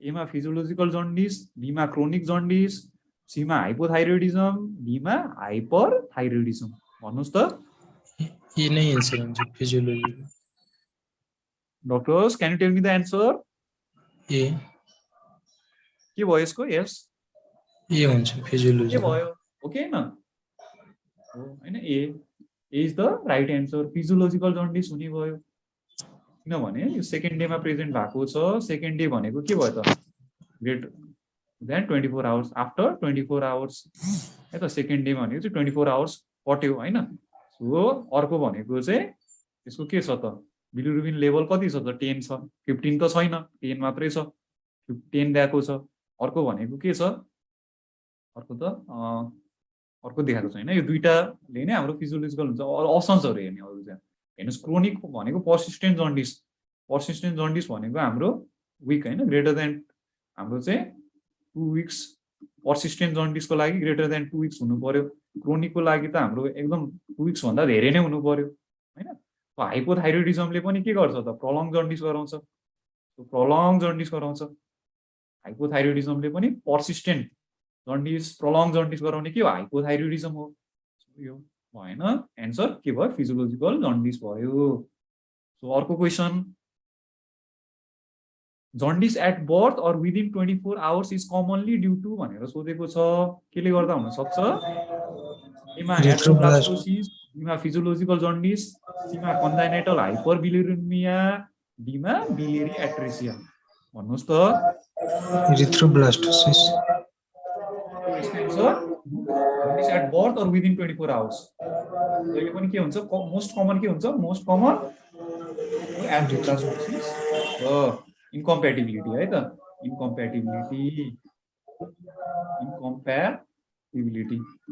so योमै जाने इन्कम्प्याटिबिलिटी हाम्रो most common भनेको एभिओ इन्कम्प्याटिबिलिटी त्यसपछि हाम्रो common के हो RH इन्कम्प्याटिबिलिटी यो त RH इन्कम्प्याटिबिलिटी हो एभिओ भन्दा आरएच चाहिँ अलिकति थोरै हुन्छ हैन त्यही भएर एभिओ चाहिँ मोस्ट कमन एभिओ हुन्छ सो यहाँ त अप्सनमा एरिथ्रोब्लास्टोसिस मात्रै छ so answer is erythroblastosis okay so physiological त हाम्रो ग्रेटर देन 24 आवर्स हुने भयो जहिले पनि है त कन्जेनाइटल पनि प्रोलङ पर्सिस्टेन्ट जन्डिस हुन्छ है त कन्जेनाइटल हाइपरबिलिरुबिनिमिया चाहिँ तपाईहरुको चाहिँ यो अलिकति 24 आवर्स पछाडी नै देख्छ प्याथोलोजिकल जन्डिस है त विदिन 24 आवर्स चाहिँ हाम्रो विदिन 24 आवर्स देख्ने भनेको जहिले पनि हेमोलाइटिक जन्डिस हो हेमोलाइटिक जन्डिस है त हेमोलाइटिक जन्डिस ड्यू टु इन्कम्प्याटिबिलिटी फेरि इन्कम्प्याटिबिलिटीले गर्दा मात्रै अरूले हैन फेरि G6PD डेफिसिएन्सी पाइरुवेट काइनेज डेफिसिएन्सीहरुले चाहिँ after 24 hours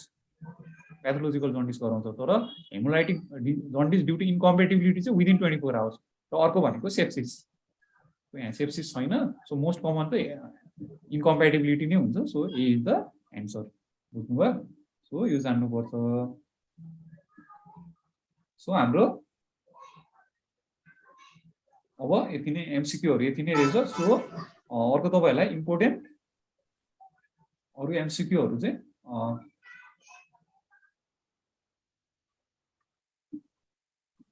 so briefly will discuss है त अब फाइनली हामी 5 मिनेट चाहिँ अब रिभिजन गर्छौं र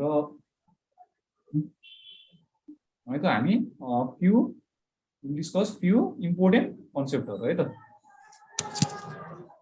भन्नुस् त अब फाइनली है त हाम्रो सेसन इन्ड भएको छ फाइनली अब त्यसपछि हामी क्वेशन्सहरु पनि वन लाइनर क्वेशन्सहरु पनि गर्छौं है त सो तपाईहरु चाहिँ आन्सर दिनु होला है त सो रिभिजन गरौँ है त सो रिभिजन ब्रिफली रिभिजन गरौँ आजको सेसनमा ल भन्नुस् त तपाईहरु है त फर्स्ट कन्सेप्ट भन्नुस् त बिलिरुबिन सिन्थेसिस केबाट हुन्छ भन्नुस् त बिलिरुबिन सिन्थेसिस आरबिसी बाट सो यस आरबिसी बाट आरबिसी को केबाट हेमबाट है त हेम चाहिँ केमा कन्भर्ट हुन्छ भन्नुस् त फास्ट बिलिबडिन र बिलिबडिन चाहिँ केमा बिलिरुबिन ओके यो इम्पोर्टेन्ट कन्सेप्ट है त रिभिजन यो जान्नु पर्यो फर्स्टमा यहाँ अक्सिजनेज है हेम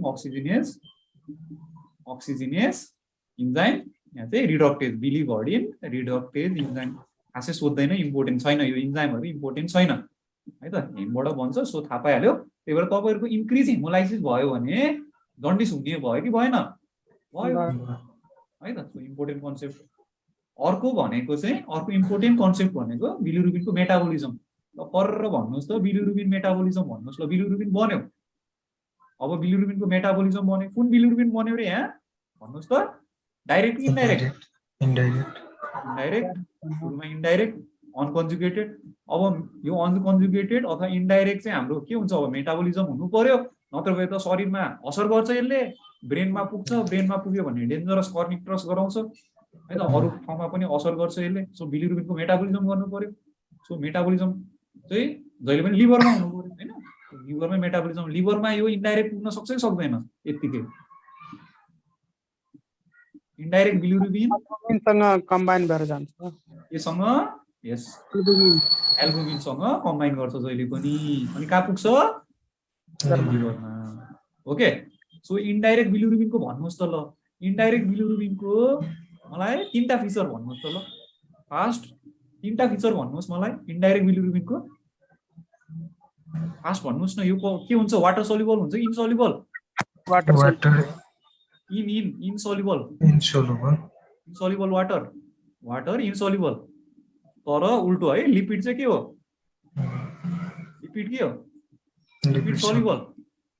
लिपिड सोल्युबल यो इम्पोर्टेन्ट भयो है त अर्को इम्पोर्टेन्ट भन्नुस् क्रेटो हजुर कर्निकेटर्स यस कर्निक ट्रस यही जान्नुपर्छ है कर्निक ट्रस है त भनेको के हो process Blood brain barrier. BBB blood brain Barrier. है त गुड है त अब लिभरमा पुग्यो अब भन्नुस् लिभरमा के हुन्छ कन्जुगेसन Direct इन्जाइम conjugation. भन्नुस् enzyme fast UDP-GT. Yes UDP GT. Glucuronyl transferase okay के गराउँछ अब डाइरेक्ट के भन्छ डाइरेक्ट बिलिरुबिन अथवा कन्जुगेटेड अब नामे कन्जुगेटेड कहाँ जान्छ यो बाइल कहाँ जान्छ Intestine man. बाइल हुँदै इन्टेस्टाइनमा जान्छ ड्युरेनममा जान्छ सो ल भन्नुहोस् डाइरेक्ट बिलिरुबिनको तीनटा फिचर भन्नुहोस् ल चाँडो चाँडो Water soluble. Soluble water very good Lipid insoluble. Lipid insoluble हैन वाटर सल्युबल भयो भने लिपिड इन्सोल्युबल उल्टो अनि स्टुलबाट पास हुन्छ है त एक्सक्रिसन हुन्छ मेन एक्सक्रिसन है त के एक्सक्रिसन हुन्छ रेनल एक्सक्रिसन हुन्छ है इम्पोर्टेन्ट स्टुल हैन दिशामा पनि जान्छ पिसाब पनि जान्छ यो इम्पोर्टेन्ट के चाहिँ डाइरेक्ट बुझ्नुभयो यो इम्पोर्टेन्ट कन्सेप्ट अर्को भनेको कहिलेकाहीँ अब इन्टेरो हेपाटिक सर्कुलेसन पनि हुन्छ इन्टेरो हेपाटिक बिलियरी फेरि पनि इन्डाइरेक्टहरू चाहिँ लिभरमा पनि जान्छ है त डाइरेक्ट चाहिँ इन्डाइरेक्ट बन्न सक्छ त्यही भएर इन्डाइरेक्ट फेरि पनि डिकन्जुगेट भएको इन्डाइरेक्ट बिलिरुबिनहरू फेरि पनि लिभर गएर कन्जुगेसन हुन जान्छ है त त्यो भइहाल्यो है इम्पोर्टेन्ट कन्सेप्ट अब अर्को इम्पोर्टेन्ट कन्सेप्ट भइहाल्यो के हो भन्दाखेरि थर्ड नम्बरमा चाहिँ हाम्रो फिजियोलोजिकल र प्याथोलोजिकल जन्डिस ल भन्नुहोस् त एकदम इम्पोर्टेन्ट है त सोध्ने क्वेसनहरू नै योबाटै सोध्छ कि फिजियोलोजी र प्याथोलोजिकल जन्डिस भन्नुहोस् त फिजियोलोजिकल र प्याथोलोजिकल जन्डिसको चारवटा पोइन्ट भन्नुहोस् मेन चारवटा पोइन्ट फिजियोलोजिकल जन्डिस र प्याथोलोजिकल जन्डिस टाइम भन्नुहोस् ल टाइमको कुरा गर्नु after 24 hours more than 24 hours pathological less than pathological more than 24 hours physiological है त अर्को भनेको टाइम भइहाल्यो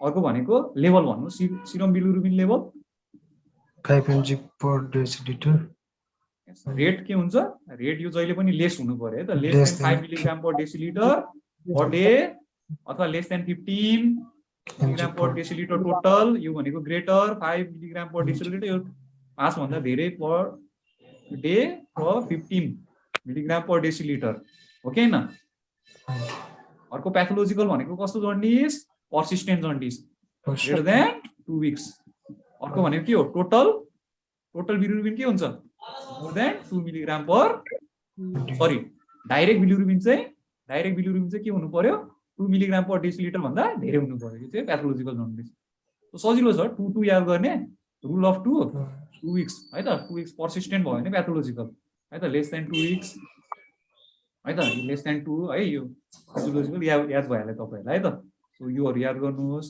प्याथोलोजिकल जन्डिस भनेको डेन्जरस जन्डिस हैन हामीले चाहिँ प्याथोलोजिकल जन्डिस चाहिँ लिनुपर्छ फिजियोलोजिकल आफै बेबी के हुन्छ बेबी नर्मल हुन्छ फिजियोलोजिकलमा बेबी नर्मल है त प्याथोलोजिकलमा बेबी एबनर्मल हुन्छ फिडिङ राम्रोसँग हुँदैन बेबी हैन लेथार्जिक हुन्छ ओके फिजियोलोजिकलमा बेबी इज वेल ट्रिटमेन्ट पनि के हो फिजियोलोजी आफै ठीक हुन्छ है त नर्मली टाइममा आफै ठीक हुन्छ प्याथोलोजिकलमा है त यो पर्सिस्ट हुन्छ र यसको चाहिँ फोटोथेरापीहरू गर्नुपर्छ कुनैमा हैन अब चाहिँ एक्सचेन्ज ट्रान्सफ्युजनसम्म पुग्न सक्छ है त कुनैमा ट्रिट द स्पेसिफिक कज है त बुझ्नुभयो यो इम्पोर्टेन्ट कन्सेप्ट अब फिजियोलोजिकल र प्याथोलोजिकल भएपछि अब हाम्रो अर्को इम्पोर्टेन्ट कन्सेप्ट चाहिँ क्वेसनमा पो आयो त डाइरेक्ट सो ओके क्वेसन है त सो हाम्रो फाइनल क्वेसन गरौँ त आज त्यसपछि फेरि अर्को इम्पोर्टेन्ट कन्सेप्ट गरौँ so 3 days old infant develop jaundice up to thigh है त सो एउटा एमसीक्यू गरौँ फेरि पनि यो पनि इम्पोर्टेन्ट एमसीक्यू हुन सक्छ so 3 days old infant develop jaundice up to thigh भनेको छ mother's blood group is O negative baby is A positive probable cause is भन्नुस् त RH incompatibility फ्याक्ट भन्नुस् त RH incompatibility yes RH incompatibility है त RH incompatibility हेर्नुस् है mother RH negative छ कि छैन मदर है त मदर के हो आरएच नेगेटिभ छ कन्सेप्ट बेबी के छ पोजिटिभ छ है बेबी चाहिँ ए पोजिटिभ छ अथवा पोजिटिभ छ आरएच पोजिटिभ छ भन्नुहोस् न हैन ए त किन भन्ने आरएच पोजिटिभ बेबी यदि बेबी आरएच पोजिटिभ भयो मदर आरएच नेगेटिभ भयो भने जहिले पनि आरएच इन्कम्प्याटिबिलिटी सोच्ने दिमागले यो इम्पोर्टेन्ट छ आरएच इन्कम्प्याटिबिलिटी अब आरएच नेगेटिभको एकदम इम्पोर्टेन्ट क्लिनिकली हाम्रो यो गाइनेकोलोजी अब्स्टेटिक्स हैन अब्स्टेटिक्समा हाम्रो एकदम इम्पोर्टेन्ट छ आरएच नेगेटिभ यदि आरएच नेगेटिभ मदर चाहिँ प्रेग्नेन्ट भयो भने त्यो चाहिँ इम्पोर्टेन्ट छ है त प्रेग्नेन्सी भयो भने चाहिँ एकदम इम्पोर्टेन्ट टपिक हुन्छ अब्स्टेटिक्समा है त सो आरएच नेगेटिभ हैन अब यो चाहिँ इम्पोर्टेन्ट छ है त अब फादर पोजिटिभ भयो फादर चाहिँ पोजिटिभ भयो आरएच पोजिटिभ भयो भने हैन यो इम्पोर्टेन्ट छ है father RH positive mother RH negative हैन आरएच नेगेटिभ यस्तो प्रेग्नेन्सीलाई हाई रिस्क प्रेग्नेन्सी भन्छ हामीले त्यो प्रेग्नेन्सी हाई रिस्क प्रेग्नेन्सी अनि अब हाम्रो के गर्नु पर्यो अब हाम्रो के दिनु पर्यो एन्टिडी गामा ग्लोबुलिन यस है त इम्युनोग्लोबुलिन सो रोग्याम दिनु पर्यो सो इम्पोर्टेन्ट छ है यो हामीले अब्स्टेटिक्समा पनि हामीले कुरा गर्छौँ है त सो आमालाई चाहिँ रोग्याम दिनु पर्यो बच्चामा इन्कम्प्याटिबिलिटी हुन्छ बच्चालाई फर्स्ट बेबी चाहिँ जहिले पनि फर्स्ट बेबीमा खासै असर हुँदैन हो कि हैन फर्स्ट बेबीलाई चाहिँ त्यति असर गर्दैन हो कि हैन हो किनभने डेभलप भएको हुँदैन कि एन्टी त्यो बडिज हैन सो अटो एन्टिबडिजहरू सेकेन्ड बेबीमा चाहिँ हुन्छ है त सेकेन्ड बेबीदेखि चाहिँ अलिकति डेन्जरस हुन्छ है त सो हामी यो पढ्छौँ है त अब्स्टेटिक्समा यो इम्पोर्टेन्ट छ है अब यो भयो अब इम्पोर्टेन्ट कन्सेप्ट हामीले के पढ्दैछौँ सो अर्को इम्पोर्टेन्ट कन्सेप्ट हामी फोर्थ नम्बरमा छौँ है फोर्थ नम्बरमा important concept fourth important revision हैन कन्सेप्ट चाहिँ के छ भन्दाखेरि हामीलाई चाहिँ के जान्नुपर्छ क्र्यामर है क्र्यामर कहिलेकाहीँ चाहिँ क्र्यामर क्लिनिकल एसेसमेन्ट पनि सोध्न सक्छ है त जहिले पनि पाम एन्ड सोल्स भयो भने कति जान्ने रे फ्याक्ट भन्नुहोस् त serious jaundice greater than 15 milligram per decilitre यो फ्याक्ट है 15 मिलिग्राम पाम एन्ड सोल्स फेसबाट सुरु हुन्छ जहिले पनि फेसबाट सुरु हुन्छ है त फेसबाट सुरु हुन्छ सो यसको चाहिँ डिरेक्सन के हुन्छ भन्नुहोस् त क्र्यामरको जन्डिसको प्रोग्रेसनको डिरेक्सन कस्तो भयो त फेसबाट सुरु भयो तलतिर गयो के भयो त्यो सिफेलो काउडल हैन सिफेलो काउडल प्रोग्रेसन हुन्छ है बुझ्नुभयो मतलब फेस अनुहारबाट तल गयो नि त हैन सिफेलो काउडल प्रोग्रेसन हुन्छ है जन्डिसको सिभिरिटी चाहिँ बुझ्नुभयो फेसमा चाहिँ नर्मल त्यति माइल्ड जन्डिस भयो फेसमा छ भने तपाईको पाम सोल इन्भल्भ भयो भने सिफेलो काउडल प्रोग्रेसन धेरै भयो भने चाहिँ सिरियस जन्डिसमा जान्छ है त यो इम्पोर्टेन्ट कन्सेप्ट जान्नुहोस् है palm and sole serious jaundice अरु भनेको कर्निक ट्रस है त सो कर्निक ट्रस अर्को भनेको कर्निक ट्रसको चाहिँ फ्याक्ट क्वेसन कहिले सोध्न सक्छ एमसीक्यूमा बेसल ग्याङ्ग्लिया यो एकदम हाई यिल्ड हो बेसल ग्याङ्ग्लिया है त ब्रेनको पनि कहाँ इन्भल्भ हुन्छ भनेर सोध्छ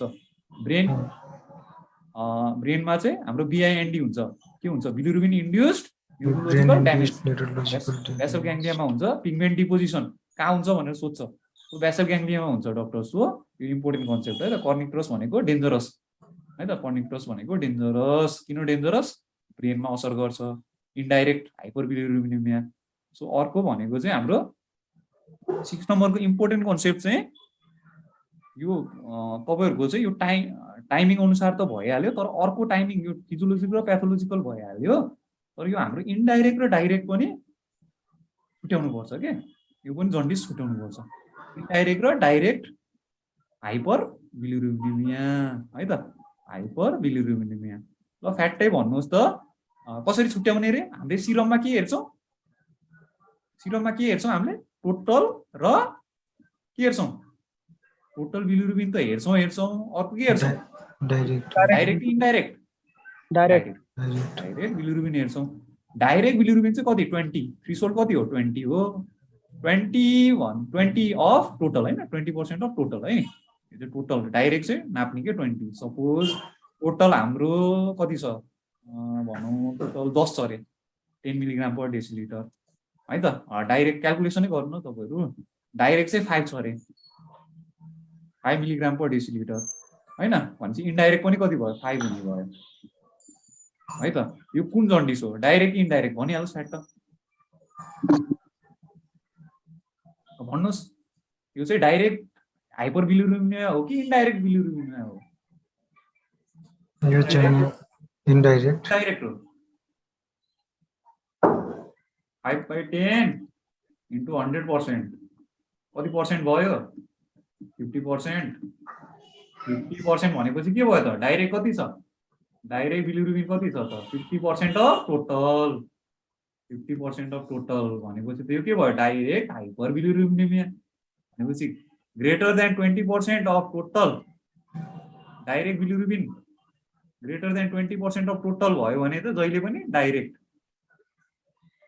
हाइपरबिलिरुबिनेमिया बुझ्नुभयो अब यो अर्को तपाईलाई म फेरि केस दिन्छु है त यो फ्याक्टै भन्नुस् है त अर्को केस है त यो छुट्याउनु पर्छ के इम्पोर्टेन्ट छ कज हामीलाई कज थाहा हुनु पर्यो नि त डाइरेक्टको कज छुट्टै हुन्छ इनडाइरेक्टको कजेसहरु छुट्टै हुन्छ नि त सो अर्को है त अर्को एक्जाम्पल म दिन्छु है त सो हाम्रो टोटल बिलिरुबिन चाहिँ हाम्रो 12 छ है त सो डाइरेक्ट बिलिरुबिन हाम्रो 4 छ है त 4 मिलिग्राम पर डेसिलिटर है त र भन्नुहोस् यो चाहिँ इनडाइरेक्ट हो कि डाइरेक्ट हाइपरबिलिरुबिनिया हो भन्नुहोस् त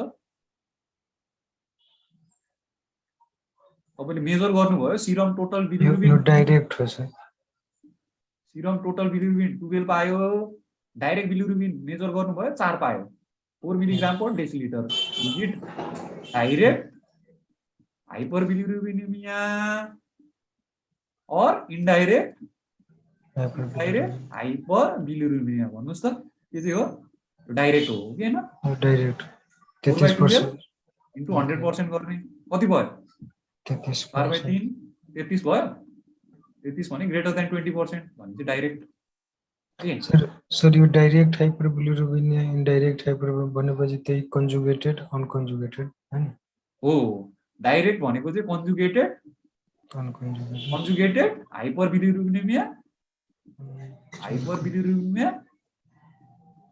र इनडाइरेक्ट भनेको चाहिँ अनकन्जुगेटेड के अनकन्जुगेटेड बुझ्नुभयो ओके है त उही कुरा हो इनडाइरेक्ट अनकन्जुगेटेड डाइरेक्ट कन्जुगेटेड कसरी याद गर्ने झुकिन्छ डाइरेक्ट कन्जुगेटेड डीसी याद गर्नुस् न डीसी सीडी त याद भइहाल्छ सी र डी नजिक छ सी र डी नजिक हुन्छ कन्जुगेटेड भनेको डाइरेक्ट हो नजिक यदि पनि झुकिन्छ भने चाहिँ नजिक छ सी कन्जुगेटेड डी डाइरेक्ट उही हो सेम इट इज सेम है त सीडी अथवा डीसी जसरी याद गर्ने हुन्छ बुझ्नुभयो अन्डरस्ट्यान्ड है त ल 20% है त अब यो केस सिनारियोहरु चाहिँ यसो इम्पोर्टेन्ट छ है त यो कन्सेप्टहरु अब के हुन्छ डाइरेक्ट हाम्रो डाइरेक्ट र इनडाइरेक्ट को कजेसहरु चाहिँ हामीले छुट्याउनु पर्छ के है यो तपाईहरुलाई पछि पनि मेडिसिनमा चाहिन्छ सर्जरीमा चाहिन्छ के यो त हामीले न्यूनेट्सको मात्रै कुरा गरिरहेको छौं अब न्यूनेट्स बाहेक त अरु पनि त हुन्छ त जन्डिस त झन् न्यूनेट्समा के छ अब न्यूनेट्सको त हामीले कुरा गरिरहेको छौं तर चिल्ड्रेनमा पनि हुन्छ इन्फेन्टमा पनि हुन्छ चिल्ड्रेनमा पनि हुन्छ एडल्टमा पनि हुन्छ हैन ओल्ड एजमा पनि हुन्छ जन्डिस त हैन सबै एज ग्रुपमा हुन्छ नि त यो डाइरेक्ट र इनडाइरेक्ट चाहिँ एकदम जान्नुपर्छ है त यो डाइरेक्ट र इनडाइरेक्ट चाहिँ एकदम तपाईहरुले बुझ्नुपर्छ के यो डाइरेक्टको चाहिँ यो इम्पोर्टेन्ट छ त्यही भएर मैले भन्दै छु है त सो हाम्रो इम्पोर्टेन्ट अर्को कन्सेप्ट भनेको हामीले कजहरु चाहिँ कज चाहिँ छुट्याउने के कज अफ डाइरेक्ट हाइपरबिलिरुबिनिया अथवा कन्जुगेटेड हैन कन्जुगेटेड हाइपरबिलिरुबिनिया कजेस भयो कज अफ इनडाइरेक्ट है त इनडाइरेक्टहरु यो न्यूनाटल जन्डिस चाहिँ मोस्टली इनडाइरेक्ट हुन्छ के इनडाइरेक्ट है अनकन्जुगेटेड हुन्छ है यो चाहिँ याद गर्नुस् फेरि न्यूनाटल जन्डिसको कजहरु चाहिँ धेरै अनकन्जुगेटेड हुन्छ है त हो अनकन्जुगेटेड हुन्छ है त धेरै चाहिँ इनडाइरेक्ट हुन्छ यो डाइरेक्ट कन्जुगेटेडहरु चाहिँ मोस्टली त्यो सर्जिकल कजहरु हुन्छ के सर्जिकल कजहरु हुन्छ र अर्को चाहिँ हेपाटिक कजेसहरु हुन्छ र पोस्ट हेपाटिक कजेसहरु हुन्छ के डाइरेक्टमा चाहिँ कस्तो भनेपछि तपाईहरुको चाहिँ कन्जुगेसन भइसकेपछि लिभरबाट चाहिँ तपाईहरुको कहाँ जानु पर्यो त इन्टेस्टाइनमा जानु पर्यो त्यो पाथवे नै ब्लक भयो भने चाहिँ कन्जुगेटेड हाइपरबिलिरुबिनिया हुन्छ के बुझ्नुभयो त्यो इम्पोर्टेन्ट छ त्यही भएर हामी पछि पनि सर्जरीमा कुरा गर्छौं मेडिसिनमा कुरा गर्छौं यो डाइरेक्टको चाहिँ है त हामीले न्यूनाटलमा चाहिँ मोस्टली हामीले कज चाहिँ इनडाइरेक्ट हुन्छ भनेर चाहिँ याद गर्ने के तर डाइरेक्ट पनि हुन्छ तर इनडाइरेक्ट चाहिँ बढी हुन्छ भनेर चाहिँ याद गर्नुस् है त बुझ्नुभयो इनडाइरेक्ट अथवा अनकन्जुगेटेड हाइपरबिलिरुबिनिया चाहिँ न्यूनाटल जन्डिसमा धेरै हुन्छ भन्दै त्यो चाहिँ कन्सेप्ट चाहिँ याद गर्नुस् है त बुझ्नुभयो सो अब कज भनेको चाहिँ हाम्रो इन्डाइरेक्टको जहिले अनकन्जुगेटेड जहिले पनि हेमोलाइटिक जन्डिस हो के यो हेमोलाइटिक जन्डिस चाहिँ बिर्सुनै भएन यो हामीले मेडिसिनमा नि पढ्नुपर्छ है हेमोलाइटिक जन्डिस है त हेमोलाइटिक जन्डिस एकदम इम्पोर्टेन्ट छ यो एकदम इम्पोर्टेन्ट छ हेमोलाइटिक जन्डिस है त अर्को भनेको चाहिँ हाम्रो सिन्ड्रोम्सहरू है त यो हाम्रो कन्जाइनाइटल वाला यो डेफिसियन्सी युडिपी हैन युडिपी ग्लुकोनाइड ट्रान्सफरेन्सको यो पछि पढ्छौँ हामीले यो गिलबर्ट सोधिरहेको हुन्छ यो तपाईँहरूले पनि गिलबर्ट सिन्ड्रोम हैन क्रिगलर न्याजर टाइप 1 टाइप 2 हुन्छ डुविन जोन्सन रोटर सिन्ड्रोम यो चारवटा चाहिँ हामी पछि पढ्छौँ छुट्टै क्लास गर्नुपर्छ है झुक्किन्छ फेरि है त यो डुविन जोन्सन हैन गिलबर्ट क्रिगलर न्याजर भनेको चाहिँ हाम्रो अनकन्जुगेटेड भयो तर हाम्रो डुविन जोन्सन र रोटर भनेको चाहिँ कन्जुगेटेड हो फेरि डुविन जोन्सन चाहिँ रोटर र कन्जुगेटेड अब कसरी याद गर्ने भनेर त्यो पनि छ म पछि पठाउँला है यो डुविन जोन्सन र रोटर सिन्ड्रोम चाहिँ फेरि डाइरेक्ट हो त्यही भएर यो कन्सेप्टहरू पछि पढौँला है यो मेडिसिनको कन्सेप्ट सर्जरीको कन्सेप्टहरू अहिले न्युनेटलमा खासै जान्नु पर्दैन न्युनेटलमा अर्को जान्नै पर्ने भनेको चाहिँ हाम्रो फोटोथेरापी फोटोथेरापीको चाहिँ क्वेसन्सहरू सोध्छ फोटोथेरापीको भन्नुहोस् त फोटोथेरापीको मेकानिजम के हो फ्याक्ट भन्नुहोस् त लास्टमा हामी यो फोटोथेरापी लास्ट हाम्रो इम्पोर्टेन्ट भनेको फोटोथेरापी हो सो फोटोथेरापीको के रहेछ कन्सेप्ट वाटर इन्सोल्युबल इन्डाइरेक्टलाई के गराउने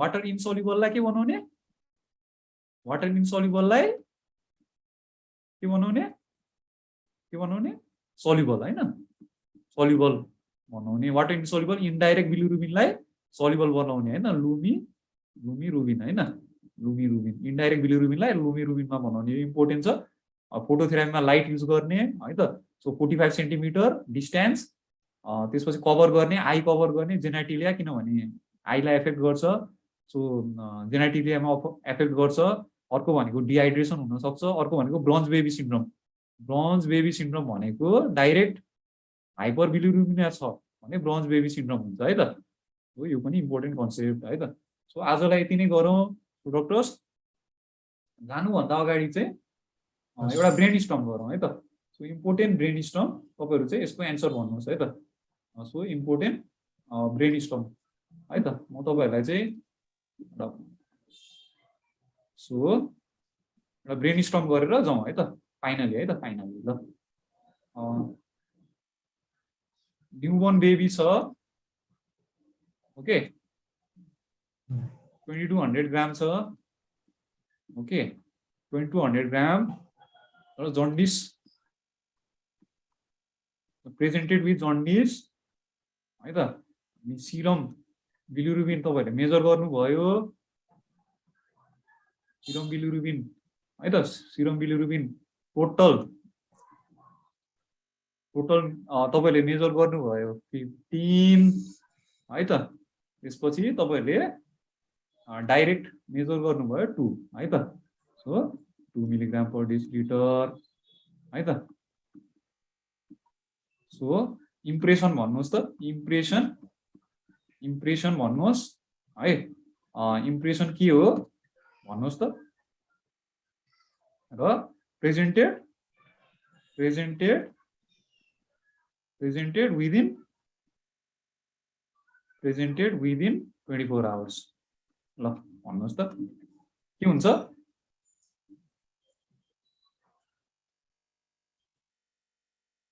baby 2200 gram presented with jaundice within 24 hours of birth and you measure serum bilirubin that is total is 15 milligram per deciliter direct is 2 milligram per deciliter भन्नुहोस् त मलाई impression भन्नुहोस् पहिला सुरु यो पैथोलॉजिकल jaundice कि physiological jaundice okay pathological jaundice के right अब यो चाहिँ पैथोलॉजिकलमा पनि डाइरेक्ट हो कि इनडाइरेक्ट हो भन्नुस् त पैथोलॉजिकलमा पनि डाइरेक्ट हो कि इनडाइरेक्ट हो डाइरेक्ट हो कि इनडाइरेक्ट हाइपरबिलिरुबिनिमिया हो त्यो पनि त जान्नु पर्यो भन्नुस् त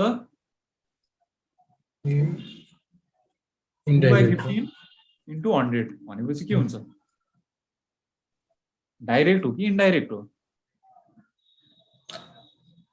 सो 15 सो कसरी जाने 15 इनडाइरेक्ट हैन इनडाइरेक्टमा 20% भन्दा कम नै आउँछ होला है ओके 20% भन्दा कमै आउँछ सो 15 6 जा 90 हुन्छ सो समथिङ कति 19 point समथिङ आउँछ होला है 2/15 कति आउँछ होइन कति सरी रे 19 रे समथिङ 13 आउँछ हैन 13 सरी 13 point समथिङ आउँछ है यो पोइन्ट हुन्छ 13.3% आउँछ सरी है त 6 to the 12 भयो नि त हैन सो बेसिकली लेस देन 20% भयो भने चाहिँ के भयो डक्टर्स सो इन्डाइरेक्ट हाइपर बिलिरुबिनेमिया अब भन्नुस् ब्रेनस्टर्म गरिरहेको छौं नि त हामीले है अब हेर्नुस् प्याथोलोजिकल छ इन्डाइरेक्ट छ विदिन 24 आवर्स छ इन्डाइरेक्ट छ अब केमा जाने ल अब बेबीको हामीले के सस्पेक्ट गर्ने भन्नुस् त दुईटा कुरा के सस्पेक्ट गर्ने भन्नुस् पाडो फ्याट त मोस्ट कमन के हो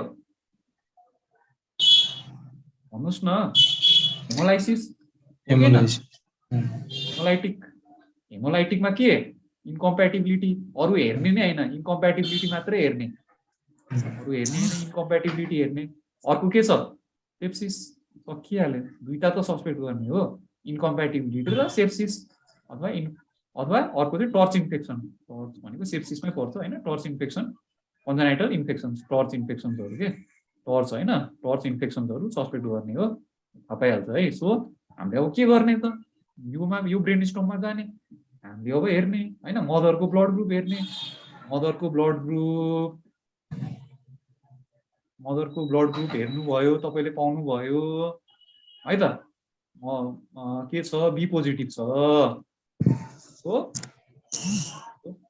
मदरको ब्लड ग्रुप भनेपछि के रुल आउट भयो त के रुल आउट भयो आरएस भयो आरएस रुल आउट भयो फादरको पनि ब्लड ग्रुप हेर्नुभयो फादरको ब्लड ग्रुप बेबीको पनि हेर्नुभयो ब्लड ग्रुप है त सो इन्कम्प्याटिबिलिटी छैन ठिक छ है बेबीको पनि बी नै छ बी पोजिटिभ नै छ है सो इन्कम्प्याटिबिलिटी रुल आउट भयो अब केमा जाने त अब यो त छैन भनेपछि केमा जाने भयो सेप्सिस टर्चमा जाने भयो के गर्नु पर्यो हामीले काउन्ट हेर्नु पर्यो सो यसरी जाने अर्को हाम्रो इम्पोर्टेन्ट चाहिँ नियोनेटल सेप्सिस यो पनि पढ्नुपर्छ पेडियाट्रिक्समा यो पनि इम्पोर्टेन्ट छ नियोनेटल सेप्सिस है त सो यसरी चाहिँ हाम्रो कन्सेप्ट बनाउने हो के सो यो कन्सेप्ट भयो भने चाहिँ पेडियाट्रिक्समा इजी हुन्छ सो कन्सेप्ट हाम्रो आज चाहिँ हामीले नियोनेटल जन्डिसको कन्सेप्ट हामीले गर्यौं अब हाम्रो नियोनेटल सेप्सिस हेर्नु त हामीले नियोनेटल जन्डिसबाट हामी कहाँ पुग्यौं नियोनेटल सेप्सिस सो नियोनेटल जन्डिसबाट हाम्रो नियोनेटल सेप्सिसमा पुगेन सो सेप्सिस पनि इम्पोर्टेन्ट छ नियोनेटल सेप्सिस है त सो यसरी चाहिँ हामीले ब्रेनस्टर्म गर्नुपर्छ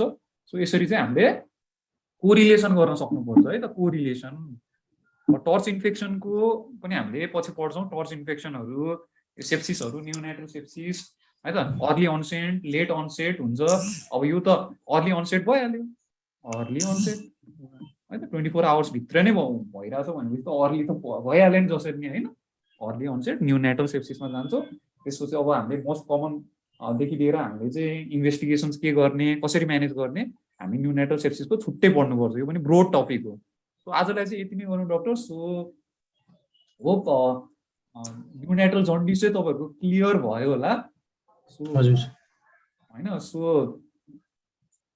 नियोनेटल जन्डिसको चाहिँ त्यति सीएसक्यू त्यति सोध्दैन है सीएसक्यू खासै सोध्दैन सोध्यो भने पनि यस्तै क्लिनिकल सिनेरियो दिएर नै सोध्छ सो बढी सोध्ने चाहिँ एमसीक्यू नै सोध्छ सो जन्डिसको चाहिँ नियोनेटल जन्डिसको चाहिँ सीएसक्यू सोध्यो भने पनि यो कन्सेप्टले चाहिँ मजाले मिलाउन सक्छ के यस्तै सोध्ने हो के सीएसक्यू पनि प्रेजेन्टेसन क्लिनिकल प्रेजेन्टेसन दिन्छ बेबी प्रेजेन्टेड विदिन 24 आवर्स अथवा आफ्टर यदि आवर्स अनि यो प्रेजेन्ट गरियो the most probable diagnosis is भनेर भन्छ अनि आरएस इन्कम्प्याटिबिलिटीको दिन सक्छ अनि त्यसपछिको फर्दर क्वेशनहरु त्यस्तै सोध्छ what is the management for the mother हैन रोग्याम दिनुपर्छ हैन अनि त्यसपछि बेबीको म्यानेजमेन्ट त्यसपछि अरुहरु हैन त्यो कर्निक ट्रसको कुराहरु त्योहरु पनि सोध्न सक्छ सो यो सीएसक्यू यसरी नै सोध्न सक्छ सोध्यो भने पनि यही कन्सेप्टको आधारमै सोधिन्छ मिलाउँछ हैन त्यति गाह्रो चाहिँ छैन त्यो कन्सेप्ट थाहा पायो भने चाहिँ तपाईहरुले मिलाउन सक्नुहुन्छ सो हाम्रो चाहिँ